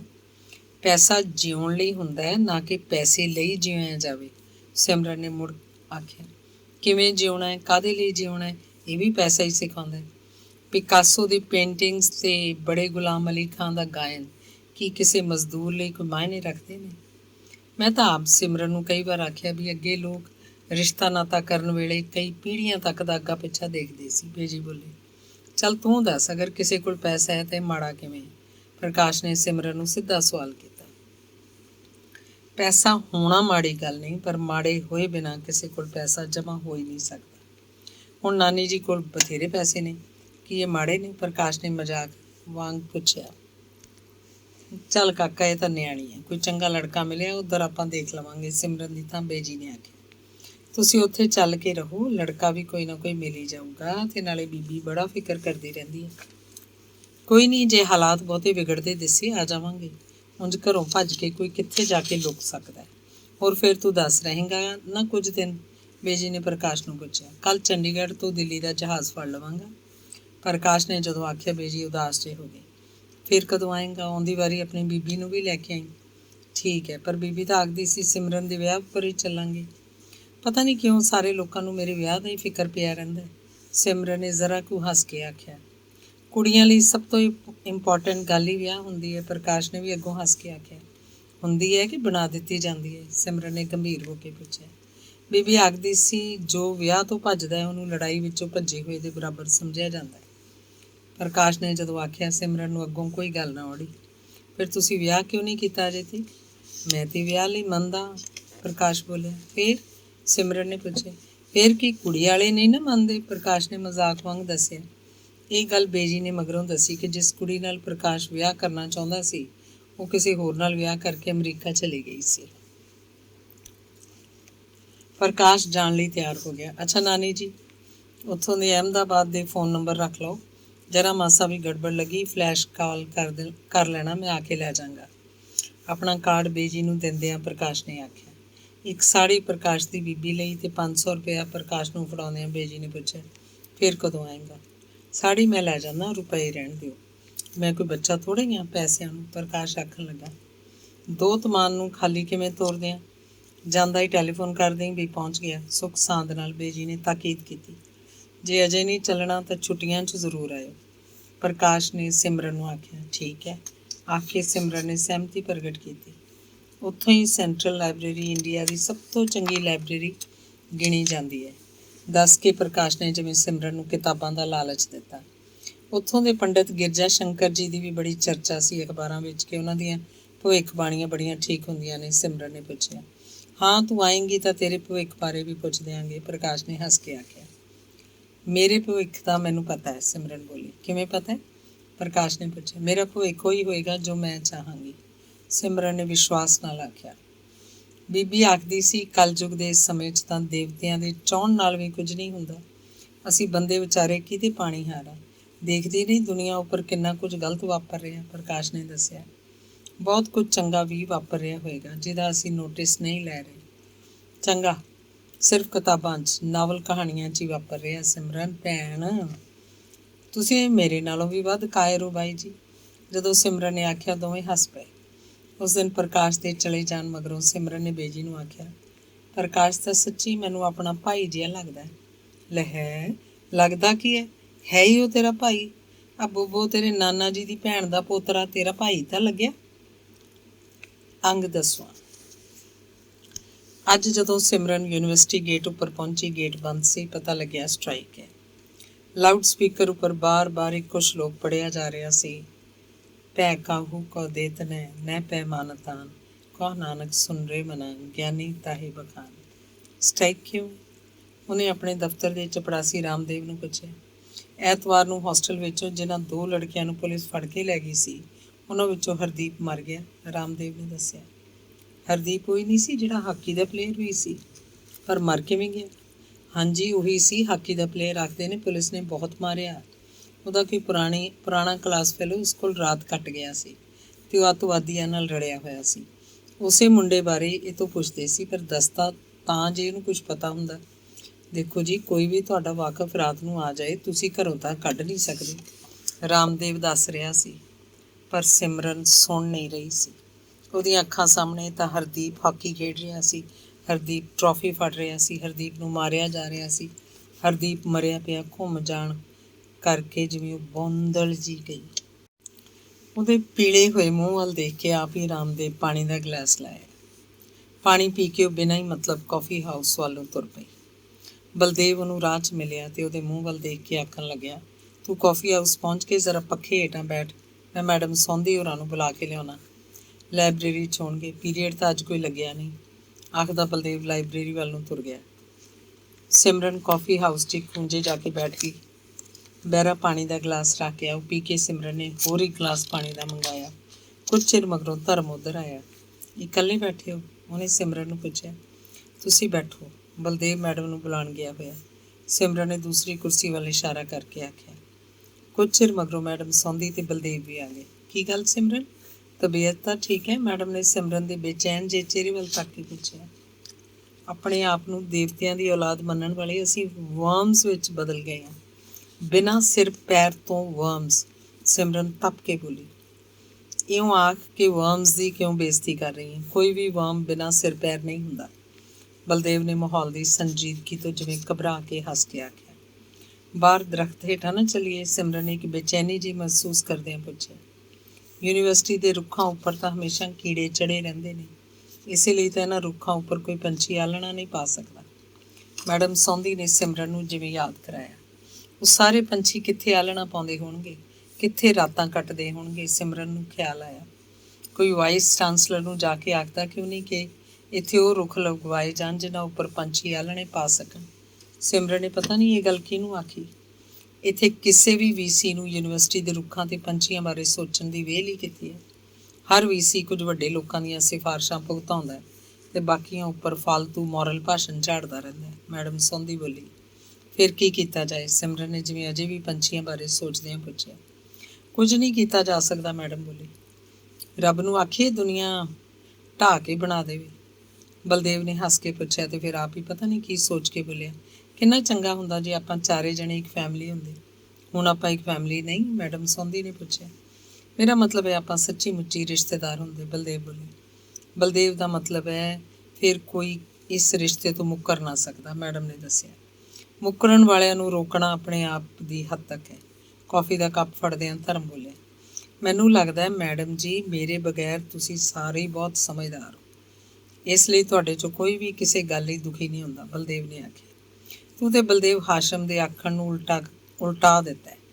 ਉਹ ਆਖਦਾ ਮੂਰਖ ਲੋਕ ਸਦਾ ਸੁੱਖ ਸੌਂਦੇ, ਤੇ ਤੂੰ ਆਖਦਾ ਤੁਸੀਂ ਸਾਰੇ ਸਮਝਦਾਰ ਹੋ ਇਸ ਲਈ ਦੁਖੀ ਨਹੀਂ ਹੁੰਦੇ। ਮੇਰਾ ਮਤਲਬ ਹੈ ਮੈਂ ਤੁਹਾਡੇ ਵਾਂਗ ਕਿਸੇ ਵੀ ਗੱਲ ਨੂੰ ਇੰਨੀ ਚੰਗੀ ਤਰ੍ਹਾਂ ਨਹੀਂ ਸੋਚ ਸਕਦਾ। ਮੈਨੂੰ ਤਾਂ ਇੰਨਾ ਹੀ ਪਤਾ ਹੈ, I like madam, I like Simran and I like Dharam ਭਾਜੀ, and in spite of you we like you. Simran ਨੇ ਹੱਸ ਕੇ ਜਦੋਂ ਆਖਿਆ, ਸਾਰੇ ਹੱਸ ਪਏ। ਦੇਖੋ, ਫਿਰ ਸਿਮਰਨ ਨੇ ਕਈ ਤਿਆਂ ਵਾਲੀ ਗੱਲ ਕਰ ਦਿੱਤੀ ਤੇ ਮੈਨੂੰ ਵਿਚਾਰੇ ਨੂੰ ਫਿਰ ਸਮਝ ਨਹੀਂ ਲੱਗੀ, ਬਲਦੇਵ ਬੋਲਿਆ। ਕੋਈ ਤੇਰੀ ਰਿਸਰਚ ਦਾ ਕੀ ਹਾਲ ਹੈ? ਮੈਡਮ ਨੇ ਇਸ ਵਾਰੀ ਸੰਜੀਦਗੀ ਨਾਲ ਬਲਦੇਵ ਨੂੰ ਪੁੱਛਿਆ। ਮੈਨੂੰ ਲੱਗਦਾ ਮੈਨੂੰ ਇਹ topic my experiments with truth ਨਹੀਂ ਸੀ ਲੈਣਾ ਚਾਹੀਦਾ। ਕਿਉਂ? ਸਿਮਰਨ ਨੇ ਪੁੱਛਿਆ। ਅੱਖਾਂ ਉੱਪਰ ਪੱਟੀ ਬੰਨੀ ਹੋਵੇ ਤਾਂ ਤੁਸੀਂ ਜਿੱਧਰ ਨੂੰ ਮਰਜ਼ੀ ਤੁਰੀ ਜਾਓ, ਪੱਟੀ ਜਦੋਂ ਖੋਲ੍ਹਤੀ ਜਾਵੇ ਫਿਰ ਜਿੱਧਰ ਨੂੰ ਵੀ ਤੁਰੋਗੇ ਜ਼ਿੰਮੇਵਾਰੀ ਤੁਹਾਡੀ ਆਪਣੀ ਹੋਏਗੀ, ਬਲਦੇਵ ਨੇ ਦੱਸਿਆ। ਜਾਗਦੇ ਹੋਣਾ ਤੁਹਾਨੂੰ ਪਸੰਦ ਨਹੀਂ? ਧਰਮ ਨੇ ਪੁੱਛਿਆ। ਇਹ ਗੱਲ ਨਹੀਂ, ਮੈਂ ਜਿੰਨਾ ਚਿਰ ਚੰਡੀਗੜ੍ਹ ਸੀ ਲੱਗਦਾ ਸੀ ਕੁਝ ਵੀ ਹਾਸਲ ਕਰ ਲੈਣਾ ਸੰਭਵ ਨਹੀਂ, ਤੇ ਬੜਾ ਨਾਜ਼ ਹੁੰਦਾ ਸੀ ਛੋਟੀਆਂ ਮੋਟੀਆਂ ਪ੍ਰਾਪਤੀਆਂ ਉੱਤੇ। ਕਿਸੇ ਨਾਢੂ ਖਾਂ ਦੇ 2 ਥੱਪੜ ਲਾ ਦੇਣੇ, ਮੋਟਰਸਾਈਕਲ ਸਭ ਤੋਂ ਅੱਗੇ ਭਜਾ ਲੈਣਾ, ਕੈਂਟੀਨ 'ਚ ਸਾਰਿਆਂ ਦਾ ਬਿੱਲ ਆਪ ਦੇ ਦੇਣਾ, ਕਿਸੇ ਦੀ ਗਰਲਫਰੈਂਡ ਉਡਾ ਲੈਣੀ, ਡੈਡੀ ਤੋਂ 1000-2000 ਰੁਪਏ ਕਿਸੇ ਬਹਾਨੇ ਕਢਾ ਲੈਣੇ, ਮੰਮੀ ਦੀ ਡੈਡੀ ਨਾਲ ਲੜਾਈ ਕਰਵਾ ਦੇਣੀ। ਬੜੀਆਂ ਕਮਾਲ ਦੀਆਂ ਪ੍ਰਾਪਤੀਆਂ ਲੱਗਦੀਆਂ ਹੁੰਦੀਆਂ ਸੀ, ਪਰ ਹੁਣ ਲੱਗਦਾ ਕਿੰਨੀਆਂ ਬਚਕਾਨਾ ਗੱਲਾਂ ਸਨ। ਇਹਦਾ ਮਤਲਬ ਹੈ ਬਲਦੇਵ ਬੁੱਢਾ ਹੋ ਗਿਆ, ਸਿਮਰਨ ਨੇ ਹੱਸ ਕੇ ਆਖਿਆ। ਕਦੇ ਕਦੇ ਤਾਂ ਲੱਗਦਾ ਬੁੱਢਾ ਹੋ ਕੇ ਮਰ ਵੀ ਗਿਆ ਤੇ ਮਰ ਕੇ ਫਿਰ ਜੰਮਿਆ ਹੁਣ ਕੋਈ ਹੋਰ ਬਲਦੇਵ। ਤੈਨੂੰ ਫਿਲਾਸਫੀ ਪੜ੍ਹਨ ਦੀ ਕਿਸ ਮੂਰਖ ਨੇ ਸਲਾਹ ਦੇ ਦਿੱਤੀ? ਧਰਮ ਨੇ ਹੱਸ ਕੇ ਪੁੱਛਿਆ। ਤੇਰਾ ਮਤਲਬ ਹੈ ਊਟ ਪਟਾਂਗ ਸੋਚਣਾ ਫਿਲਾਸਫੀ ਲਾ ਦਿੰਦੀ ਹੈ? ਮੈਡਮ ਸੌਂਦੀ ਬੋਲੀ। ਆਪਾਂ ਨੂੰ ਵੀ ਪਤਾ ਸੀ ਵੀ ਫਿਲਾਸਫੀ ਕੀ ਹੁੰਦੀ ਹੈ। ਇੱਕ ਮੈਡਮ ਹੁੰਦੀ ਸੀ ਫਿਲਾਸਫੀ ਦੀ, ਬਸ ਉਹਨੂੰ ਵੇਖ ਕੇ ਆਪਾਂ ਫਿਲਾਸਫੀ ਦਾ ਸਬਜੈਕਟ ਲੈ ਲਿਆ। ਫਿਲਾਸਫੀ ਦਾ ਕਮਾਲ ਇਹ ਹੈ ਕਿ ਸਿਆਣਿਆਂ ਨੂੰ ਵੱਧ ਸਿਆਣੇ, ਕਮਲਿਆਂ ਨੂੰ ਵੱਧ ਕਮਲੇ ਕਰ ਦਿੰਦੀ ਹੈ। ਧਰਮ ਨੇ ਫਿਰ ਮਜ਼ਾਕ ਕੀਤਾ। ਧਰਮ ਭਾਜੀ, ਇੱਥੇ ਫਿਲਾਸਫੀ ਵਾਲਿਆਂ ਦੀਆਂ ਵੋਟਾਂ ਵੱਧ ਨੇ, ਅਸੀਂ ਤੁਹਾਡੇ ਵਿਰੁੱਧ ਜੱਜਮੈਂਟ ਪਾਸ ਕਰ ਦੇਣੀ ਹੈ, ਬਲਦੇਵ ਨੇ ਹੱਸ ਕੇ ਆਖਿਆ। ਇਸੇ ਨੂੰ ਤਾਂ ਆਖਦੇ ਨੇ ਕਿ ਟ੍ਰੇਨਿੰਗ ਆਫ ਦ ਨੰਬਰਸ ਤੇ ਡੈਮੋਕ੍ਰੇਸੀ ਦੀ ਫਾਲ ਇੱਥੋਂ ਹੀ ਸ਼ੁਰੂ ਹੁੰਦੀ ਹੈ। ਧਰਮ ਨੇ ਵੀ ਉਸੇ ਰੌਣ 'ਚ ਜਵਾਬ ਦਿੱਤਾ। ਸਾਹਮਣੇ ਡਾਕਟਰ ਗਿੱਲ ਲੰਘਿਆ ਜਾ ਰਿਹਾ ਸੀ। ਡਾਕਟਰ ਗਿੱਲ ਨੂੰ ਆਖਦੇ ਨੇ ਇਸੇ ਲਈ ਪੁਲਿਸ ਫੜ ਕੇ ਲੈ ਗਈ ਸੀ ਕਿਉਂਕਿ ਉਹਦੇ ਘਰੋਂ ਅਨੰਦਪੁਰ ਸਾਹਿਬ ਦੇ ਮਤੇ ਦੀ ਇੱਕ ਕਾਪੀ ਨਿਕਲ ਆਈ ਸੀ ਤੇ ਅਨੰਦਪੁਰ ਸਾਹਿਬ ਦੇ ਮਤੇ 'ਚ ਹੀ ਲਿਖਿਆ ਹੋਇਆ ਕਿ ਸਿੱਖਾਂ ਨੂੰ ਆਪਣੀ ਵੱਖਰੀ ਸਟੇਟ ਚਾਹੀਦੀ ਹੈ, ਬਲਦੇਵ ਨੇ ਦੱਸਿਆ। ਤੂੰ ਪੜ੍ਹਿਆ ਅਨੰਦਪੁਰ ਸਾਹਿਬ ਦਾ ਮਤਾ? ਮੈਡਮ ਨੇ ਪੁੱਛਿਆ। ਨਹੀਂ, ਬਸ ਸੁਣਿਆ ਹੀ ਹੈ। ਜੇ ਅਨੰਦਪੁਰ ਸਾਹਿਬ ਦੇ ਮਤੇ ਬਾਰੇ ਤੈਨੂੰ MA ਪਾਸ ਨੂੰ ਤੇ ਇੱਕ ਸਿੱਖ ਨੂੰ ਬਸ ਇੰਨਾ ਕੁ ਹੀ ਪਤਾ ਹੈ ਤਾਂ ਬਾਕੀ ਦੇਸ਼ ਦੇ ਲੋਕਾਂ ਨੂੰ ਕਿੰਨਾ ਕੁ ਪਤਾ ਹੋਏਗਾ? ਇਹ ਤੂੰ ਆਪ ਅੰਦਾਜ਼ਾ ਲਗਾ ਸਕਦਾ। ਇਸੇ ਕਰਕੇ ਤਾਂ ਲੋਕਾਂ ਨੂੰ ਮੂਰਖ ਬਣਾਇਆ ਜਾ ਸਕਦਾ। ਅਨੰਦਪੁਰ ਸਾਹਿਬ ਦੇ ਮਤੇ 'ਚ ਕਿਧਰੇ ਨਹੀਂ ਲਿਖਿਆ ਕਿ ਸਿੱਖ ਵੱਖਰੀ ਸਟੇਟ ਮੰਗਦੇ ਨੇ, ਲਿਖਿਆ ਹੋਇਆ ਹੈ ਕਿ ਉਹਨਾਂ ਨੂੰ ਵੱਖਰਾ ਸਟੇਟਸ ਮਿਲਣਾ ਚਾਹੀਦਾ ਹੈ। ਜਿਸ ਸਟੇਟਸ ਦਾ ਇਹਨਾਂ ਨਾਲ ਵਾਅਦਾ ਕੀਤਾ ਗਿਆ ਸੀ, ਮੈਡਮ ਨੇ ਬਲਦੇਵ ਨੂੰ ਦੱਸਿਆ।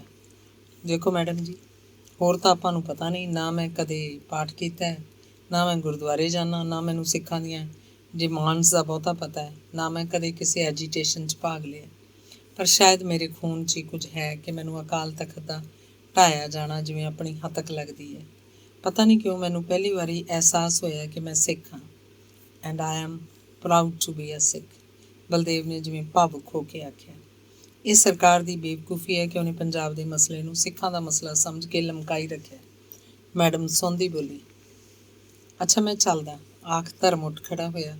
ਉਹ ਸਾਰੇ ਜਣੇ ਉੱਥੋਂ ਜਾਣ ਹੀ ਵਾਲੇ ਸੀ ਕਿ ਡਿਪਾਰਟਮੈਂਟ ਦਾ ਚਪੜਾਸੀ ਰਾਮਦੇਵ ਉੱਥੇ ਪਹੁੰਚ ਗਿਆ। ਆਪਕੀ ਰਜਿਸਟਰੀ ਹੈ, ਉਹਨੇ ਸਿਮਰਨ ਨੂੰ ਚਿੱਠੀ ਫੜਾਉਂਦਿਆਂ ਆਖਿਆ। ਸਿਮਰਨ ਲਿਫਾਫੇ ਵੱਲ ਧਿਆਨ ਨਾਲ ਝਾਕੀ।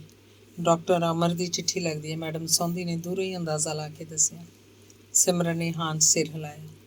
ਸਿਮਰਨ ਇਹ ਖੱਤ ਇਕੱਲੀ ਬੈਠ ਕੇ ਪੜ੍ਹਨਾ ਚਾਹੁੰਦੀ ਸੀ। ਦੇਖ ਤਾਂ ਲੈ, ਖੋਲ ਕੇ ਸਭ ਠੀਕ ਠਾਕ ਤਾਂ ਹੈ, ਮੈਡਮ ਸੌਂਦੀ ਨੇ ਤਾਵਲੇ ਮੂੰਹ ਨਾਲ ਆਖਿਆ। ਸਿਮਰਨ ਨੇ ਖੱਤ ਖੋਲ੍ਹਿਆ। ਲਿਖਿਆ ਸੀ, ਬੇਟਾ ਮੈਂ ਤੈਨੂੰ ਪਹਿਲਾਂ ਵੀ ਲਿਖਿਆ ਸੀ, ਪਤਾ ਨਹੀਂ ਮੇਰੀ ਚਿੱਠੀ ਮਿਲੀ ਕਿ ਨਹੀਂ, ਕਿ ਪੰਜਾਬ ਦੇ ਹਾਲਾਤ ਠੀਕ ਨਹੀਂ ਲੱਗਦੇ, ਕਿ ਤੂੰ ਇੱਥੇ ਸਾਡੇ ਕੋਲ ਆਉਣਾ ਚਾਹੇਂਗੀ। ਉਮਾ ਨੇ ਵੀ ਇਹੀ ਆਖਿਆ, ਨਹੀਂ ਤਾਂ ਤੂੰ ਤੇ ਬੇਜੀ ਆਪਣੇ ਮਾਮਾ ਜੀ ਕੋਲ ਦਿੱਲੀ ਚਲੇ ਜਾਓ। ਖੱਤ ਦਾ ਜਵਾਬ ਛੇਤੀ ਪਾ ਦੇ ਪਾਪਾ। ਚਿੱਠੀ ਪੜ੍ਹ ਕੇ ਸਿਮਰਨ ਨੇ ਉਤਾਵਲੇ ਮੂੰਹ ਨਾਲ ਤੱਕਰੀ ਮੈਡਮ ਸੌਂਦੀ ਨੂੰ ਫੜਾ ਦਿੱਤੀ। ਪਿਓ ਨੂੰ ਧੀ ਦਾ ਫਿਕਰ ਤਾਂ ਹੋਣਾ ਹੀ ਸੀ, ਮੈਡਮ ਸੌਂਦੀ ਨੇ ਜਿਵੇਂ ਆਪਣੇ ਆਪ ਨੂੰ ਦੱਸਿਆ। ਦਿੱਲੀ ਜਾਣਾ ਫਿਰ, ਮੈਡਮ ਸੌਂਦੀ ਨੇ ਸਿਮਰਨ ਨੂੰ ਪੁੱਛਿਆ। ਅਗਲੇ ਐਤਵਾਰ ਮਾਮਾ ਜੀ ਆਉਣਗੇ ਲੈਣ, ਸਿਮਰਨ ਨੇ ਦੱਸਿਆ। ਉੱਥੇ ਕਿਧਰੇ ਵਿਆਹ ਤਾਂ ਨਹੀਂ ਪੱਕਾ ਕਰ ਦੇਣਗੇ ਤੇਰਾ? ਸਾਨੂੰ ਆਪਣੇ ਵਿਆਹ 'ਤੇ ਬੁਲਾਏਂਗੀ ਤਾਂ ਸਹੀ, ਬਲਦੇਵ ਨੇ ਜਿਵੇਂ ਉਦਾਸ ਜਿਹਾ ਮਜ਼ਾਕ ਕੀਤਾ। ਲਓ ਜੀ, ਬਲਦੇਵ ਨੂੰ ਵਿਆਹ ਤੋਂ ਬਿਨਾਂ ਹੋਰ ਕੋਈ ਗੱਲ ਹੀ ਨਹੀਂ ਸੁੱਝਦੀ। ਇਸ ਮਰਨ ਰੁੱਤ 'ਚ ਬਹੁਤ ਅਜੀਬ ਲੱਗਦੀ ਹੈ ਵਿਆਹ ਦੀ ਗੱਲ, ਸਿਮਰਨ ਨੇ ਆਖਿਆ। ਐਉਂ ਕਰਦੇ ਆ ਮੈਡਮ ਜੀ, ਸਭ ਤੋਂ ਪਹਿਲਾਂ ਆਪਾਂ ਧਰਮ ਭਾਜੀ ਦਾ ਵਿਆਹ ਕਰ ਦਿੰਦੇ ਹਾਂ। ਇਹ ਸਭ ਤੋਂ ਵੱਡੇ ਵੀ ਨੇ ਅਤੇ ਪੜ੍ਹ ਲਿਖ ਕੇ ਨੌਕਰੀ ਵਿੱਚ ਵੀ ਲੱਗੇ ਹੋਏ ਨੇ, ਬਲਦੇਵ ਬੋਲਿਆ। ਧਰਮ ਹੋਰਾਂ ਨੂੰ ਤਾਂ ਮੈਡਮ ਨੇ ਕੁਆਰੀ ਰੱਖ ਲੈਣਾ ਹੈ, ਕਿਉਂਕਿ ਇਹਨਾਂ ਦੇ ਲੈਵਲ ਦੀ ਮੈਡਮ ਨੂੰ ਕੋਈ ਕੁੜੀ ਨਹੀਂ ਲੱਭਣੀ, ਸਿਮਰਨ ਨੇ ਆਖਿਆ ਅਤੇ ਸਾਰੇ ਹੱਸ ਪਏ। ਅੰਗ 11ਵਾਂ। ਅਗਲੇ ਦਿਨ ਵੀ ਯੂਨੀਵਰਸਿਟੀ 'ਚ ਸਟ੍ਰਾਈਕ ਸੀ। ਫਿਰ ਵੀ ਬਹੁਤ ਸਾਰੇ ਮੁੰਡੇ ਕੁੜੀਆਂ ਆਏ ਹੋਏ ਸਨ। ਪੀਰੀਅਡ ਨਾ ਲੱਗਣ ਕਰਕੇ ਕੁਝ ਖੁਸ਼ ਵੀ ਸਨ। ਅਜੀਬ ਸਿਲਸਿਲਾ ਜ਼ਿੰਦਗੀ ਅਤੇ ਮੌਤ ਦਾ ਵੀ। ਸਿਮਰਨ ਆਪਣੀ ਕੈਬਿਨ 'ਚ ਬੈਠੀ ਪੜ੍ਹ ਰਹੀ ਸੀ, ਸਗੋਂ ਖਿੜਕੀ 'ਚੋਂ ਬਾਹਰ ਝਾਕਦੀ ਸੋਚ ਵੀ ਰਹੀ ਸੀ। ਅਜੀਬ ਸਿਲਸਿਲਾ ਜ਼ਿੰਦਗੀ ਅਤੇ ਮੌਤ ਦਾ। ਘੱਲੇ ਆਏ ਨਾਨਕਾ, ਸੱਦੇ ਉੱਠੇ ਜਾਏ। ਕਿੰਨੀ ਸਰਲ ਬਣ ਗਈ ਹੈ ਮੌਤ ਦੀ ਗੱਲ, ਕਿ ਰੱਬ ਦੇ ਘੱਲੇ ਦੁਨੀਆ 'ਤੇ ਆ ਗਏ, ਜਦੋਂ ਸੱਦਦਾ ਚਲੇ ਜਾਂਦੇ ਹਾਂ। ਬਾਣੀ ਦੀ ਵਿਆਖਿਆ ਵੀ ਅਸੀਂ ਆਪਣੀ ਜਿੱਡੀ ਕਰਨ ਲੱਗ ਪਏ ਹਾਂ। ਬਾਣੀ ਤਾਂ ਆਖਦੀ ਹੈ ਕਿ ਸਿਰਫ ਜਨਮ ਅਤੇ ਮੌਤ ਉੱਪਰ ਤੁਹਾਡਾ ਅਧਿਕਾਰ ਨਹੀਂ, ਵੱਸ ਨਹੀਂ, ਮਤਲਬ ਹੈ ਬਾਕੀ ਸਾਰੀ ਜ਼ਿੰਦਗੀ ਦਾ ਤੁਸੀਂ ਜੋ ਮਰਜ਼ੀ ਕਰੋ। ਪਰ ਕੀ ਕਰਦੇ ਹਾਂ ਅਸੀਂ ਜ਼ਿੰਦਗੀ? ਸਾਡੇ ਲਈ ਨਿੱਤ ਸੂਰਜ ਚੜ੍ਹਦਾ ਹੈ, ਹਵਾਵਾਂ ਵਗਦੀਆਂ ਹਨ, ਧਰਤੀ ਸਿਰਜਦੀ ਹੈ। ਮਤਲਬ ਹੈ ਸਾਰੀ ਕੁਦਰਤ ਸਾਡੀ ਹੋਂਦ ਕਾਇਮ ਰੱਖਣ ਲਈ ਆਰੇ ਲੱਗੀ ਹੋਈ ਹੈ, ਅਤੇ ਬਦਲੇ 'ਚ ਅਸੀਂ ਕੀ ਦਿੰਦੇ ਹਾਂ, ਕੀ ਕਰਦੇ ਹਾਂ? ਕਿੱਥੇ ਗਿਆ ਸਾਡਾ ਉਹ ਗਿਆਨ, ਧਿਆਨ ਜਿਸ ਨਾਲ ਬਾਹਰੀ ਜਗਤ ਦੇ ਆਂਤਰਿਕ ਸੱਚ ਤੱਕ ਪਹੁੰਚੀਦਾ ਸੀ, ਜਿਸ ਸਦਕਾ ਸਵੈ ਦੇ ਸੀਮਤ ਘੇਰੇ ਤੋਂ ਪਾਰ ਲੰਘ ਸਕਣ ਵਾਲੀ ਮਨੋਦਸ਼ਾ ਨੂੰ ਪ੍ਰਾਪਤ ਹੋਈਦਾ ਸੀ? ਕਿੱਥੇ ਗਈ ਸਾਡੀ ਉਹ ਪ੍ਰਾਰਥਨਾ ਕਿ ਮੈਨੂੰ ਹਨੇਰੇ ਤੋਂ ਚਾਨਣ ਵੱਲ ਲੈ ਚੱਲੇ? ਕਦੇ ਮੇਰੀ ਮੰਮੀ ਵੀ ਇਸੇ ਲਾਇਬ੍ਰੇਰੀ ਦੇ ਕਿਸੇ ਕੈਬਿਨ 'ਚ ਬੈਠ ਕੇ ਪੜ੍ਹਦੀ ਹੋਏਗੀ। ਪਰ ਇਹ ਜ਼ਿਆਦਤੀ ਹੈ ਮੰਮੀ ਤੇਰੀ, ਤੂੰ ਆਪਣੇ ਆਪ ਨੂੰ ਵੀ ਤਬਾਹ ਕੀਤਾ ਅਤੇ ਪਾਪਾ ਨੂੰ ਵੀ ਤਬਾਹ ਕੀਤਾ। ਇਸ ਨਾਲੋਂ ਚੰਗਾ ਨਹੀਂ ਸੀ ਤਲਾਕ ਲੈ ਲੈਂਦੀ? ਕਿਉਂ, ਬਹੁਤ ਵੱਡੀ ਗੱਲ ਸੀ ਇਹ? ਮਰਨ ਨਾਲੋਂ ਵੀ ਤੈਨੂੰ ਇਹ ਆਪਣੀ ਹੱਤਕ ਲੱਗਦੀ ਸੀ, ਆਪਣੀ ਰਿਜੈਕਸ਼ਨ? ਇਸ ਤਰ੍ਹਾਂ ਕਿਉਂ ਸੋਚਦੀ ਹੈ ਤੂੰ ਆਪ ਆਖ ਦੇਣਾ ਸੀ ਮੈਨੂੰ ਨਹੀਂ ਇਸ ਬੰਦੇ ਦੀ ਲੋੜ। ਤੂੰ ਇੰਨਾ ਡਰ ਕਿਉਂ ਗਈ ਸੀ? ਇਹੀ ਕਿ ਲੋਕ ਕੀ ਆਖਣਗੇ? ਇਹੀ ਨਾ ਕਿ ਬੇਜੀ ਤੇ ਮਾਮਾ ਜੀ ਕੀ ਸੋਚਣਗੇ? ਇਹੀ ਨਾ ਕਿ ਤੂੰ ਕਿਵੇਂ ਜਰੇਂਗੀ ਕਿ ਪਾਪਾ ਨੇ ਕਿਸੇ ਹੋਰ ਔਰਤ ਨਾਲ ਵਿਆਹ ਕਰ ਲਿਆ ਹੋਵੇ? ਇਹੀ ਨਾ ਕਿ ਪਾਪਾ ਤੋਂ ਬਿਨਾਂ ਤੂੰ ਕਿਵੇਂ ਜੀ ਸਕੇਂਗੀ? ਤੂੰ ਇੰਨੀ ਕਾਇਰ ਕਿਉਂ ਸੀ? ਤੂੰ ਤਾਂ ਇੱਕ ਆਰਟਿਸਟ ਸੀ। ਆਰਟਿਸਟ ਲੋਕ ਤਾਂ ਸੁਪਨਿਆਂ ਨਾਲ ਹੀ ਸੰਸਾਰ ਸਿਰਜ ਲੈਂਦੇ ਨੇ, ਸੁਪਨਿਆਂ ਦੇ ਸੱਚ ਤੱਕ ਉਹਨਾਂ ਦੀ ਰਸਾਈ ਜੋ ਹੁੰਦੀ ਹੈ। ਤੂੰ ਯੂਨੀਵਰਸਿਟੀ ਪੜ੍ਹਾਉਂਦੀ ਸੀ, ਜਾਣ ਲੱਗੀ ਨੂੰ ਤੇਰੇ ਕਿਸੇ ਵਿਦਿਆਰਥੀ ਨੇ ਤੈਨੂੰ ਹਾਕ ਨਾ ਮਾਰੀ, ਜਦ ਤੂੰ ਕਿਸੇ ਦੀ ਹਾਕ ਦੀ ਪਰਵਾਹ ਹੀ ਨਹੀਂ ਸੀ ਕੀਤੀ? ਮੰਮੀ, ਤੂੰ ਇਹ ਕਿਵੇਂ ਸੋਚ ਲਿਆ ਕਿ ਜੋ ਤੂੰ ਸੋਚਦੀ ਹੈ ਜ਼ਿੰਦਗੀ ਦਾ ਉਹੀ ਇੱਕੋ ਇੱਕ ਸੱਚ ਹੈ? ਪਾਪਾ ਦਾ ਦਿਲ ਤਾਂ ਤੂੰ ਫਰੋਲ ਕੇ ਨਹੀਂ ਨਾ ਦੇਖਿਆ ਸੀ? ਤੈਨੂੰ ਆਪਣੀ ਨਿੱਕੀ ਜਿਹੀ ਧੀ ਦਾ ਖਿਆਲ ਨਾ ਆਇਆ ਕਿ ਉਹਨੂੰ ਮਾਂ ਚਾਹੀਦੀ ਹੋਏਗੀ? ਬਹੁਤ ਚੰਗੀ ਹੈ ਮੇਰੀ ਨਾਨੀ, ਪਰ ਤੇਰੇ ਤੁਰ ਜਾਣ ਮਗਰੋਂ ਜਿਹੜਾ ਹੌਕਾ ਉਹਦੇ ਅੰਦਰ ਬੈਠ ਗਿਆ, ਉਹਦਾ ਉਹ ਕੀ ਕਰੇ? ਤੈਨੂੰ ਪਤਾ ਮੰਮੀ, ਤੂੰ ਆਪਣੇ ਭਾਈ ਨੂੰ ਕਿੰਨਾ ਇਕੱਲਾ ਕਰ ਗਈ ਹੈ। ਆਪਣੇ ਜਾਣੇ ਉਹ ਤੈਨੂੰ ਕਦੇ ਯਾਦ ਨਹੀਂ ਕਰਦਾ, ਪਰ ਮੈਨੂੰ ਪਤਾ ਉਹ ਤੈਨੂੰ ਕਦੇ ਭੁੱਲਿਆ ਨਹੀਂ। ਤੂੰ ਕਿੰਨੀ ਖੁਦਗਰਜ਼ ਸੀ ਮੰਮੀ। ਮੰਨ ਲਿਆ ਤੈਨੂੰ ਕੋਈ ਔਖ ਵੀ ਸੀ, ਉਸ ਔਖ ਦਾ ਤੂੰ ਕੋਈ ਹੱਲ ਲੱਭਣਾ ਸੀ, ਇਲਾਜ ਢੂੰਡਣਾ ਸੀ, ਨਾ ਕਿ ਮੰਮੀ, ਤੇਰੀਆਂ ਬਣਾਈਆਂ ਤਸਵੀਰਾਂ ਵਿੱਚੋਂ ਮੈਂ ਤੈਨੂੰ ਲੱਭਦੀ ਰਹਿੰਦੀ ਹਾਂ। ਕੀ ਸੱਚਮੁੱਚ ਤੇਰੀ ਮੌਤ ਦਾ ਕਾਰਨ ਫਿਜ਼ੀਕਲੀ ਸੀ ਜਾਂ ਫਿਰ ਕੋਈ ਮੈਟਾਫਿਜ਼ੀਕਲ ਕਾਰਨ ਸੀ? ਮੰਮੀ, ਤੂੰ ਕੌਣ ਸੀ? ਕਿੱਧਰੋਂ ਆਈ ਸੀ? ਕਿੱਧਰ ਨੂੰ ਚਲੀ ਗਈ? ਮੰਮੀ, ਮੈਂ ਕੌਣ ਹਾਂ? ਧਰਮ ਕੌਣ ਹੈ? ਮੈਡਮ ਸੌਂਦੀ ਕੌਣ ਨੇ? ਤੇ ਸਿਮਰਨ ਨੂੰ ਇਉਂ ਸੋਚਦਿਆਂ ਪਤਾ ਨਹੀਂ ਕਿੰਨਾ ਚਿਰ ਲੰਘ ਗਿਆ। ਫਿਰ ਜਿਵੇਂ ਉਹਨੂੰ ਤ੍ਰੇਹ ਲੱਗੀ, ਹੇਠਾਂ ਆ ਕੇ ਉਹਨੇ ਪਾਣੀ ਪੀਤਾ। ਫਿਰ ਉਹ ਮੈਡਮ ਸੌਂਦੀ ਦੇ ਕਮਰੇ ਵੱਲ ਚਲੀ ਗਈ। ਮੈਡਮ ਸੌਂਦੀ ਆਪਣੇ ਕਮਰੇ 'ਚ ਬੈਠੀ ਬੜੀ ਸੰਜੀਦਗੀ ਨਾਲ ਮੈਰਿਟ ਪ੍ਰਮੋਸ਼ਨ ਲਈ ਫਾਰਮ ਭਰ ਰਹੀ ਸੀ। ਬਲਦੇਵ ਉਹਦੇ ਸਰਟੀਫਿਕੇਟ ਦੀਆਂ ਫੋਟੋਸਟੇਟ ਕਾਪੀਆਂ ਜੋੜ ਕੇ ਰੱਖ ਰਿਹਾ ਸੀ। ਡਾਕਟਰ ਖੇੜਾ ਉੱਧਰੋਂ ਲੰਘਿਆ ਜਾ ਰਿਹਾ ਸੀ। ਜ਼ਰਾ ਕੁ ਮੈਡਮ ਸੌਂਦੀ ਦੇ ਕਮਰੇ ਅੰਦਰ ਝਾਕ ਕੇ ਆਖਣ ਲੱਗਿਆ, ਮੈਡਮ ਨੂੰ ਤਾਂ ਯੂਨੀਵਰਸਿਟੀ ਨੂੰ ਉਂਝ ਹੀ ਪ੍ਰਮੋਸ਼ਨ ਦੇ ਦੇਣੀ ਚਾਹੀਦੀ ਹੈ। ਸਰ ਆ ਜਾਓ, ਤੁਸੀਂ ਠੀਕ ਆਖਦੇ ਹੋ ਸਰ। ਮੈਡਮ ਨੂੰ ਤਾਂ ਬਿਨਾਂ ਇੰਟਰਵਿਊ ਹੀ ਪ੍ਰੋਫੈਸਰ ਬਣਾ ਦੇਣਾ ਚਾਹੀਦਾ। ਬਲਦੇਵ ਨੇ ਡਾਕਟਰ ਖੇੜੇ ਦੀ ਗੱਲ ਨੂੰ ਸੱਚ ਸਮਝਦਿਆਂ ਆਖਿਆ, ਤੂੰ ਇਲੈਕਸ਼ਨ ਲੜ ਕੇ ਕਿਧਰੇ ਵਜ਼ੂਰ ਬਣ ਜਾ, ਫਿਰ ਬਣਾ ਦੇਈ ਮੈਡਮ ਨੂੰ ਪ੍ਰੋਫੈਸਰ। ਡਾਕਟਰ ਖੇੜੇ ਨੇ ਜਾਂਦਿਆਂ ਬਲਦੇਵ ਨੂੰ ਜਿਵੇਂ ਮਜ਼ਾਕ ਕੀਤਾ। ਮੈਂ ਵਜ਼ੀਰ ਬਣਿਆ ਤਾਂ ਸਰ ਸਭ ਤੋਂ ਪਹਿਲਾਂ ਤੁਹਾਨੂੰ ਪ੍ਰੋਫੈਸਰ ਬਣਵਾਵਾਂਗਾ। ਮੈਡਮ ਨੇ ਤਾਂ ਆਪੇ ਵੀ ਬਣ ਜਾਣਾ। ਬਲਦੇਵ ਨੇ ਹੱਸ ਕੇ ਜਵਾਬ ਦਿੱਤਾ ਤੇ ਫਿਰ ਖੇੜੇ ਦੇ ਜਾਣ ਮਗਰੋਂ ਮੈਡਮ ਵੱਲ ਝਾਕ ਕੇ ਆਖਣ ਲੱਗਾ, ਮੈਡਮ ਜੀ, ਮੈਰਿਟ ਪ੍ਰਮੋਸ਼ਨ ਲਈ ਫਾਰਮ ਤਾਂ ਭਰ ਰਹੇ ਹੋ, VC ਨੂੰ ਕਿਸੇ ਤੋਂ ਖਵਾਉਣ ਦਾ ਵੀ ਇੰਤਜ਼ਾਮ ਕੀਤਾ? ਮੈਡਮ ਹੱਥਲਾ ਕੰਮ ਛੱਡ ਕੇ ਉਹਦੇ ਮੂੰਹ ਵੱਲ ਤੱਕਣ ਲੱਗ ਪਈ। ਮੈਡਮ ਜੀ, ਤੁਹਾਨੂੰ ਨਹੀਂ ਪਤਾ, ਲੋਕ ਤਾਂ ਬਹੁਤ ਇੰਤਜ਼ਾਮ ਕਰ ਰਹੇ ਨੇ। ਮੈਂ ਡੈਡੀ ਨੂੰ ਪੁੱਛਾਂਗਾ, ਉਹਨਾਂ ਦੀ ਕਾਫੀ ਵਾਕਫੀਅਤ ਹੈ ਪੋਲੀਟੀਕਲ ਸਰਕਲਸ ਵਿੱਚ। ਬਲਦੇਵ ਬੋਲਿਆ। ਬਲਦੇਵ, ਤੈਨੂੰ ਮੇਰੇ ਲਈ ਇੰਨਾ ਫਿਕਰ ਹੈ, ਇਹ ਤਾਂ ਮੈਨੂੰ ਚੰਗਾ ਲੱਗਦਾ, ਪਰ ਇਹ ਚੰਗਾ ਨਹੀਂ ਲੱਗਦਾ ਕਿ ਤੂੰ ਵੀ ਲੋਕਾਂ ਵਾਂਗ ਹੀ ਸੋਚੇ, ਮੈਡਮ ਨੇ ਆਖਿਆ। ਤੇਰਾ ਕੀ ਖਿਆਲ ਹੈ ਸਿਮਰਨ? ਮੈਡਮ ਦੀ ਪ੍ਰਮੋਸ਼ਨ ਜ਼ਰੂਰ ਹੋ ਜਾਣੀ ਚਾਹੀਦੀ ਹੈ ਨਾ? ਬਲਦੇਵ ਨੇ ਸਿਮਰਨ ਨੂੰ ਪੁੱਛਿਆ। ਮੈਡਮ ਦਾ ਮੈਡਮ ਹੀ ਰਹਿਣਗੇ, ਭਾਵੇਂ ਜੋ ਮਰਜ਼ੀ ਹੋਣ। ਗੱਲ ਬੰਦੇ ਦੀ ਹੁੰਦੀ ਹੈ, ਨਾ ਕਿ ਕੁਰਸੀ ਦੀ। ਇਹ ਨਿਰਾ ਆਈਡੀਅਲਿਜ਼ਮ ਹੈ। ਗੱਲ ਸਿਰਫ ਕੁਰਸੀ ਦੀ ਹੀ ਹੁੰਦੀ ਹੈ। ਇਹ ਕੋਈ ਨਹੀਂ ਦੇਖਦਾ ਕੁਰਸੀ ਹਾਸਲ ਕਿਵੇਂ ਕੀਤੀ। ਬਲਦੇਵ ਨੇ ਦਲੀਲ ਦਿੱਤੀ। ਪਰ ਅਜਿਹੀਆਂ ਦੁਨੀਆਦਾਰੀ ਦੀਆਂ ਗੱਲਾਂ ਤੂੰ ਮੈਡਮ ਨੂੰ ਸਮਝਾ ਸਕੇਂਗੀ? ਸਿਮਰਨ ਨੇ ਹੱਸ ਕੇ ਬਲਦੇਵ ਨੂੰ ਪੁੱਛਿਆ। ਲੋਕ ਅਜਿਹੇ ਲੋਕਾਂ ਨੂੰ ਬੁੱਧੂ ਸਮਝਦੇ ਨੇ ਜਿਹੜੇ ਆਪਣੇ ਇੰਟਰਸਟ ਵੀ ਪ੍ਰੋਟੈਕਟ ਨਹੀਂ ਕਰਦੇ। ਕੀ ਅਸੀਂ ਸਿਰਫ ਲੋਕਾਂ ਨੂੰ ਸਾਬਤ ਕਰਨਾ ਹੁੰਦਾ ਕਿ ਅਸੀਂ ਬੁੱਧੂ ਨਹੀਂ? ਮੈਡਮ ਸੌਂਦੀ ਨੇ ਸੰਜੀਦਗੀ ਨਾਲ ਪੁੱਛਿਆ। ਬਲਦੇਵ ਨੂੰ ਜਿਵੇਂ ਕੋਈ ਗੱਲ ਨਾ ਔੜੀ ਤੇ ਉਹ ਕਿੰਨਾ ਚਿਰ ਮੈਡਮ ਦੇ ਮੂੰਹ ਵੱਲ ਦੇਖਦਾ ਰਿਹਾ। ਸਾਰੇ ਕਾਗਜ਼ ਪੱਤਰ ਸਮੇਟ ਕੇ ਫਾਰਮ ਦਫ਼ਤਰ ਵਿੱਚ ਦੇ ਆਉਣ ਲਈ ਬਲਦੇਵ ਨੂੰ ਦੇ ਕੇ ਮੈਡਮ ਜਿਵੇਂ ਵਿਹਲੀ ਹੋ ਕੇ ਸਿਮਰਨ ਵੱਲ ਝਾਕੀ। ਕੀ ਗੱਲ ਹੈ ਸਿਮਰਨ? ਮੈਡਮ ਨੇ ਪੁੱਛਿਆ। ਬਾਹਰ ਕੋਈ ਲੜਕੀ ਕਿਸੇ ਪ੍ਰੋਫੈਸਰ ਨਾਲ ਉੱਚੀ ਹੱਸ ਰਹੀ ਸੀ। ਲੜਕੀਆਂ ਨੂੰ ਜਿਵੇਂ ਐਟੀਕੇਟ ਹੀ ਭੁੱਲ ਗਏ ਨੇ। ਸਿਮਰਨ ਨੇ ਜਿਵੇਂ ਆਪਣੇ ਆਪ ਨਾਲ ਗੱਲ ਕੀਤੀ। ਪਹਿਲੇ ਪ੍ਰੋਫੈਸਰ ਕੁੜੀਆਂ ਦਾ ਬੁੱਧੂ ਬਣਾ ਜਾਂਦੇ ਸੀ, ਆਪਣੀਆਂ ਘਰ ਵਾਲੀਆਂ ਦੇ ਰੋਣੇ ਰੋ ਕੇ, ਆਪਣੇ ਆਪ ਨੂੰ ਦੁਖੀ ਦੱਸ ਕੇ। ਪਰ ਅੱਜ ਕੱਲ੍ਹ ਕੁੜੀਆਂ ਪ੍ਰੋਫੈਸਰਾਂ ਨੂੰ ਬੁੱਧੂ ਬਣਾ ਜਾਂਦੀਆਂ ਨੇ, ਖਾਸ ਕਰਕੇ ਰਿਸਰਚ ਵਾਲੀਆਂ। ਆਪਣਾ ਕੰਮ ਕਰਵਾਉਣ ਲਈ ਉੱਪਰੋਂ ਪ੍ਰੋਫੈਸਰਾਂ ਨਾਲ ਅਫੇਅਰ ਚਲਾ ਲੈਣਗੀਆਂ, ਵਿੱਚ ਉਹਨਾਂ ਦੀਆਂ ਗੱਲਾਂ ਦੇ ਮਖੌਲ ਉਡਾਉਣਗੀਆਂ। ਮੈਡਮ ਸੌਂਦੀ ਨੇ ਕੁਝ ਪਰੇਸ਼ਾਨ ਜਿਹੀ ਹੋ ਕੇ ਦੱਸਿਆ। ਮੈਨੂੰ ਤਾਂ ਮੈਡਮ ਇਹੀ ਸਮਝ ਨਹੀਂ ਲੱਗਦੀ ਕਿ ਔਰਤਾਂ ਦੀ ਦ੍ਰਿਸ਼ਟੀ ਇੰਨੀ ਸੀਮਤ ਕਿਉਂ ਹੁੰਦੀ ਹੈ। ਮੈਟਾਫਿਜ਼ਿਕਸ ਵਿੱਚ ਉਹਨਾਂ ਦੀ ਕੋਈ ਦਿਲਚਸਪੀ ਨਹੀਂ, ਹਿਸਟਰੀ ਦੀ ਮਾਰਚ ਦਾ ਉਹਨਾਂ ਨੂੰ ਕੋਈ ਗਿਆਨ ਨਹੀਂ, ਸੰਸਕ੍ਰਿਤੀ ਦੇ ਪੜਾਵਾਂ ਦੀ ਉਹਨਾਂ ਨੂੰ ਕੋਈ ਪਹਿਚਾਣ ਨਹੀਂ।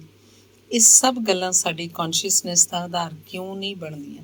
ਬਸ ਇੱਕ ਆਦਮੀ, ਹਾਂ, ਭਾਵੇਂ ਉਹ ਪਤੀ ਹੈ ਭਾਵੇਂ ਪ੍ਰੇਮੀ, ਉਹਨਾਂ ਦੀ ਸੋਚ ਦਾ ਆਦਿ ਅਤੇ ਅੰਤ ਹੈ। ਉਹ ਕਿਉਂ? ਸਦੀਆਂ ਤੋਂ ਇੱਕ ਸੀਮਤ ਦਾਇਰੇ 'ਚ ਰਹਿਣ ਕਰਕੇ ਔਰਤ ਦੀ ਸੋਚ ਵੀ ਸੀਮਤ ਹੀ ਰਹਿ ਗਈ ਹੈ। ਔਰਤ ਨੂੰ ਉਹਦੇ ਬਾਰੇ ਜੋ ਕੁਝ ਦੱਸਿਆ ਗਿਆ ਉਹਨੂੰ ਆਪਣੀ ਜ਼ਿੰਦਗੀ ਦਾ ਸੱਚ ਸਵੀਕਾਰ ਕਰ ਲਿਆ। ਉਹ ਆਪਣੇ ਸਵੈ ਦੀਆਂ ਸੰਭਾਵਨਾਵਾਂ ਨੂੰ ਕਦੇ ਪ੍ਰਾਪਤ ਨਹੀਂ ਹੋ ਸਕੀ। ਫੈਮਿਨਿਸਟ ਮੂਵਮੈਂਟ ਇਸੇ ਗੱਲ ਨੂੰ ਤਾਂ ਲੈ ਕੇ ਤੁਰਦੀ ਹੈ। ਪੱਛਮ ਵਿੱਚ ਤਾਂ ਔਰਤਾਂ ਬਹੁਤ ਆਜ਼ਾਦ ਹਨ, ਮਰਜ਼ੀ ਨਾਲ ਜਿਉਂਦੀਆਂ ਹਨ, ਮਰਜ਼ੀ ਨਾਲ ਵਿਆਹ ਕਰਦੀਆਂ ਹਨ, ਮਰਜ਼ੀ ਨਾਲ ਤਲਾਕ ਦੇ ਦਿੰਦੀਆਂ ਹਨ, ਮਰਜ਼ੀ ਦਾ ਕੰਮ ਮਿਲ ਜਾਂਦਾ ਹੈ ਤੇ ਬਰਾਬਰ ਦੇ ਸਭ ਹੱਕ ਨੇ। ਫਿਰ ਉੱਥੇ ਫੈਮਿਨਿਸਟ ਮੂਵਮੈਂਟ ਦੀ ਕੀ ਲੋੜ ਸੀ? ਸਿਮਰਨ ਨੇ ਸੰਜੀਦਗੀ ਨਾਲ ਪੁੱਛਿਆ। ਪੱਛਮ ਦੀ ਸੁਸਾਇਟੀ ਜਿੱਥੇ ਅੱਜ ਪਹੁੰਚੀ, ਉਸ ਲਈ ਵੀ ਔਰਤ ਨੇ, ਜਾਂ ਆਖੋ ਔਰਤ ਦੀਆਂ ਜਥੇਬੰਦੀਆਂ ਨੇ ਸੰਘਰਸ਼ ਕੀਤਾ। ਉੱਥੇ ਵੀ ਬਹੁਤ ਸਾਰੀਆਂ ਅਸਮਾਨਤਾਵਾਂ ਸਨ। ਜਿਵੇਂ ਔਰਤ ਨੂੰ ਵੋਟ ਦੇਣ ਦਾ ਹੱਕ ਨਹੀਂ ਸੀ, ਬਰਾਬਰ ਦੇ ਕੰਮ ਲਈ ਬਰਾਬਰ ਦੀ ਤਨਖਾਹ ਨਹੀਂ ਸੀ ਮਿਲਦੀ, ਸਾਰੇ ਕੰਮਾਂ ਲਈ ਉਹਨੂੰ ਯੋਗ ਨਹੀਂ ਸੀ ਸਮਝਿਆ ਜਾਂਦਾ। ਮਸਲਨ ਕੋਈ ਔਰਤ ਪਾਦਰੀ ਨਹੀਂ ਸੀ ਬਣ ਸਕਦੀ। ਅਜੇ ਵੀ ਉੱਥੇ ਬਥੇਰੀਆਂ ਗੱਲਾਂ ਹਨ ਜਿਹੜੀਆਂ ਔਰਤਾਂ ਲਈ ਅਸੁਖਾਵੀਆਂ ਹਨ। ਮਸਲਨ ਫੈਮਿਨਿਸਟ ਮੂਵਮੈਂਟ ਦੇ ਤਿੰਨ ਮੁੱਖ ਸਵਾਲ ਹਨ। ਪਹਿਲਾ, ਔਰਤ ਕੀ ਹੈ। ਦੂਜਾ, ਔਰਤ ਦੀ ਜੋ ਸਥਿਤੀ ਹੈ ਉਹ ਇਉਂ ਕਿਉਂ ਹੈ। ਤੀਜਾ, ਇਸ ਅਣਮਨੁੱਖੀ ਸਥਿਤੀ ਨੂੰ ਬਦਲਿਆ ਕਿਵੇਂ ਜਾ ਸਕਦਾ। ਕੁਝ ਵਿਸਥਾਰ ਨਾਲ ਦੱਸੋਗੇ? ਸਿਮਰਨ ਨੇ ਗੰਭੀਰਤਾ ਨਾਲ ਪੁੱਛਿਆ। ਪਹਿਲੀ ਗੱਲ ਹੈ ਕਿ ਔਰਤ ਕੀ ਹੈ ਤੁਸੀਂ ਕੁਝ ਨਹੀਂ ਜਾਣਦੇ, ਕਿਉਂਕਿ ਉਹਦੀ ਦ੍ਰਿਸ਼ਟੀ ਤੋਂ ਜ਼ਿੰਦਗੀ ਨੂੰ ਦੇਖਿਆ ਜਾਂ ਸਮਝਿਆ ਹੀ ਨਹੀਂ ਗਿਆ। ਸਵੈ ਤੇ ਸ੍ਰਿਸ਼ਟੀ ਦੇ ਨਾਲ ਔਰਤ ਦੇ ਰਿਸ਼ਤੇ ਆਪਣੇ ਮਨ ਤੇ ਤਨ ਕਰਕੇ ਆਦਮੀ ਨਾਲੋਂ ਵੱਖਰੀ ਤਰ੍ਹਾਂ ਦੇ ਹੁੰਦੇ ਨੇ। ਦੂਜੀ ਗੱਲ ਹੈ, ਅੱਜ ਔਰਤ ਦੀ ਜੋ ਸਥਿਤੀ ਹੈ ਉਸ ਵਿੱਚ ਉਹਦੀ ਜਿਸਮਾਨੀ ਸਮਰੱਥਾ ਤੋਂ ਸ਼ੁਰੂ ਹੋ ਕੇ ਧਰਮ, ਅਰਥ, ਸੱਭਿਅਤਾ ਤੇ ਸੰਸਕ੍ਰਿਤੀ ਨੇ ਰਲ ਕੇ ਉਹਨੂੰ ਮਾਰਕਸ ਦੇ ਆਖਣ ਅਨੁਸਾਰ ਗੁਲਾਮਾਂ ਦਾ ਗੁਲਾਮ ਬਣਾ ਦਿੱਤਾ ਹੈ। ਉਹ ਬੇਜਾਨ ਵਸਤੂ ਤੇ ਮੁਫਤ ਦੀ ਦਾਸੀ ਬਣ ਕੇ ਰਹਿ ਗਈ ਹੈ। ਤੀਸਰੀ ਗੱਲ ਕਿ ਇਸ ਸਥਿਤੀ ਨੂੰ ਬਦਲਿਆ ਕਿਵੇਂ ਜਾਏ। ਇਸ ਲਈ ਔਰਤਾਂ ਹਰ ਖੇਤਰ 'ਚ ਬਰਾਬਰ ਦੇ ਮੌਕੇ ਤੇ ਬਰਾਬਰ ਦੇ ਹੱਕ ਚਾਹੁੰਦੀਆਂ ਹਨ। ਤੁਹਾਡਾ ਖਿਆਲ ਹੈ ਮੈਡਮ ਅੱਜ ਦੀ ਔਰਤ ਨੂੰ ਬਰਾਬਰ ਦੇ ਮੌਕੇ ਤੇ ਬਰਾਬਰ ਦੇ ਹੱਕ ਪ੍ਰਾਪਤ ਨਹੀਂ? ਤੂੰ ਅਜੇ ਬੱਚੀ ਹੈ ਸਿਮਰਨ, ਤੂੰ ਅੱਪਰ ਕਲਾਸ ਦੇ ਘਰਾਂ ਦੀ ਗੱਲ ਕਰ ਰਹੀ ਹੈ, ਜਿੱਥੇ ਲੜਕੇ ਲੜਕੀਆਂ ਵਿੱਚ ਕੋਈ ਫਰਕ ਨਹੀਂ ਸਮਝਿਆ ਜਾਂਦਾ, ਕਿਉਂਕਿ ਉੱਥੇ ਲੜਕੀ ਮਾਪਿਆਂ ਉੱਪਰ ਬੋਝ ਨਹੀਂ ਬਣਦੀ। ਪਰ ਆਮ ਲੋਕਾਂ ਬਾਰੇ ਸੋਚ। ਪਿਛਲੇ ਵੇਲਿਆਂ 'ਚ ਕੁੜੀਆਂ ਨੂੰ ਜੰਮਦੀਆਂ ਨੂੰ ਮਾਰ ਦਿੱਤਾ ਜਾਂਦਾ ਸੀ।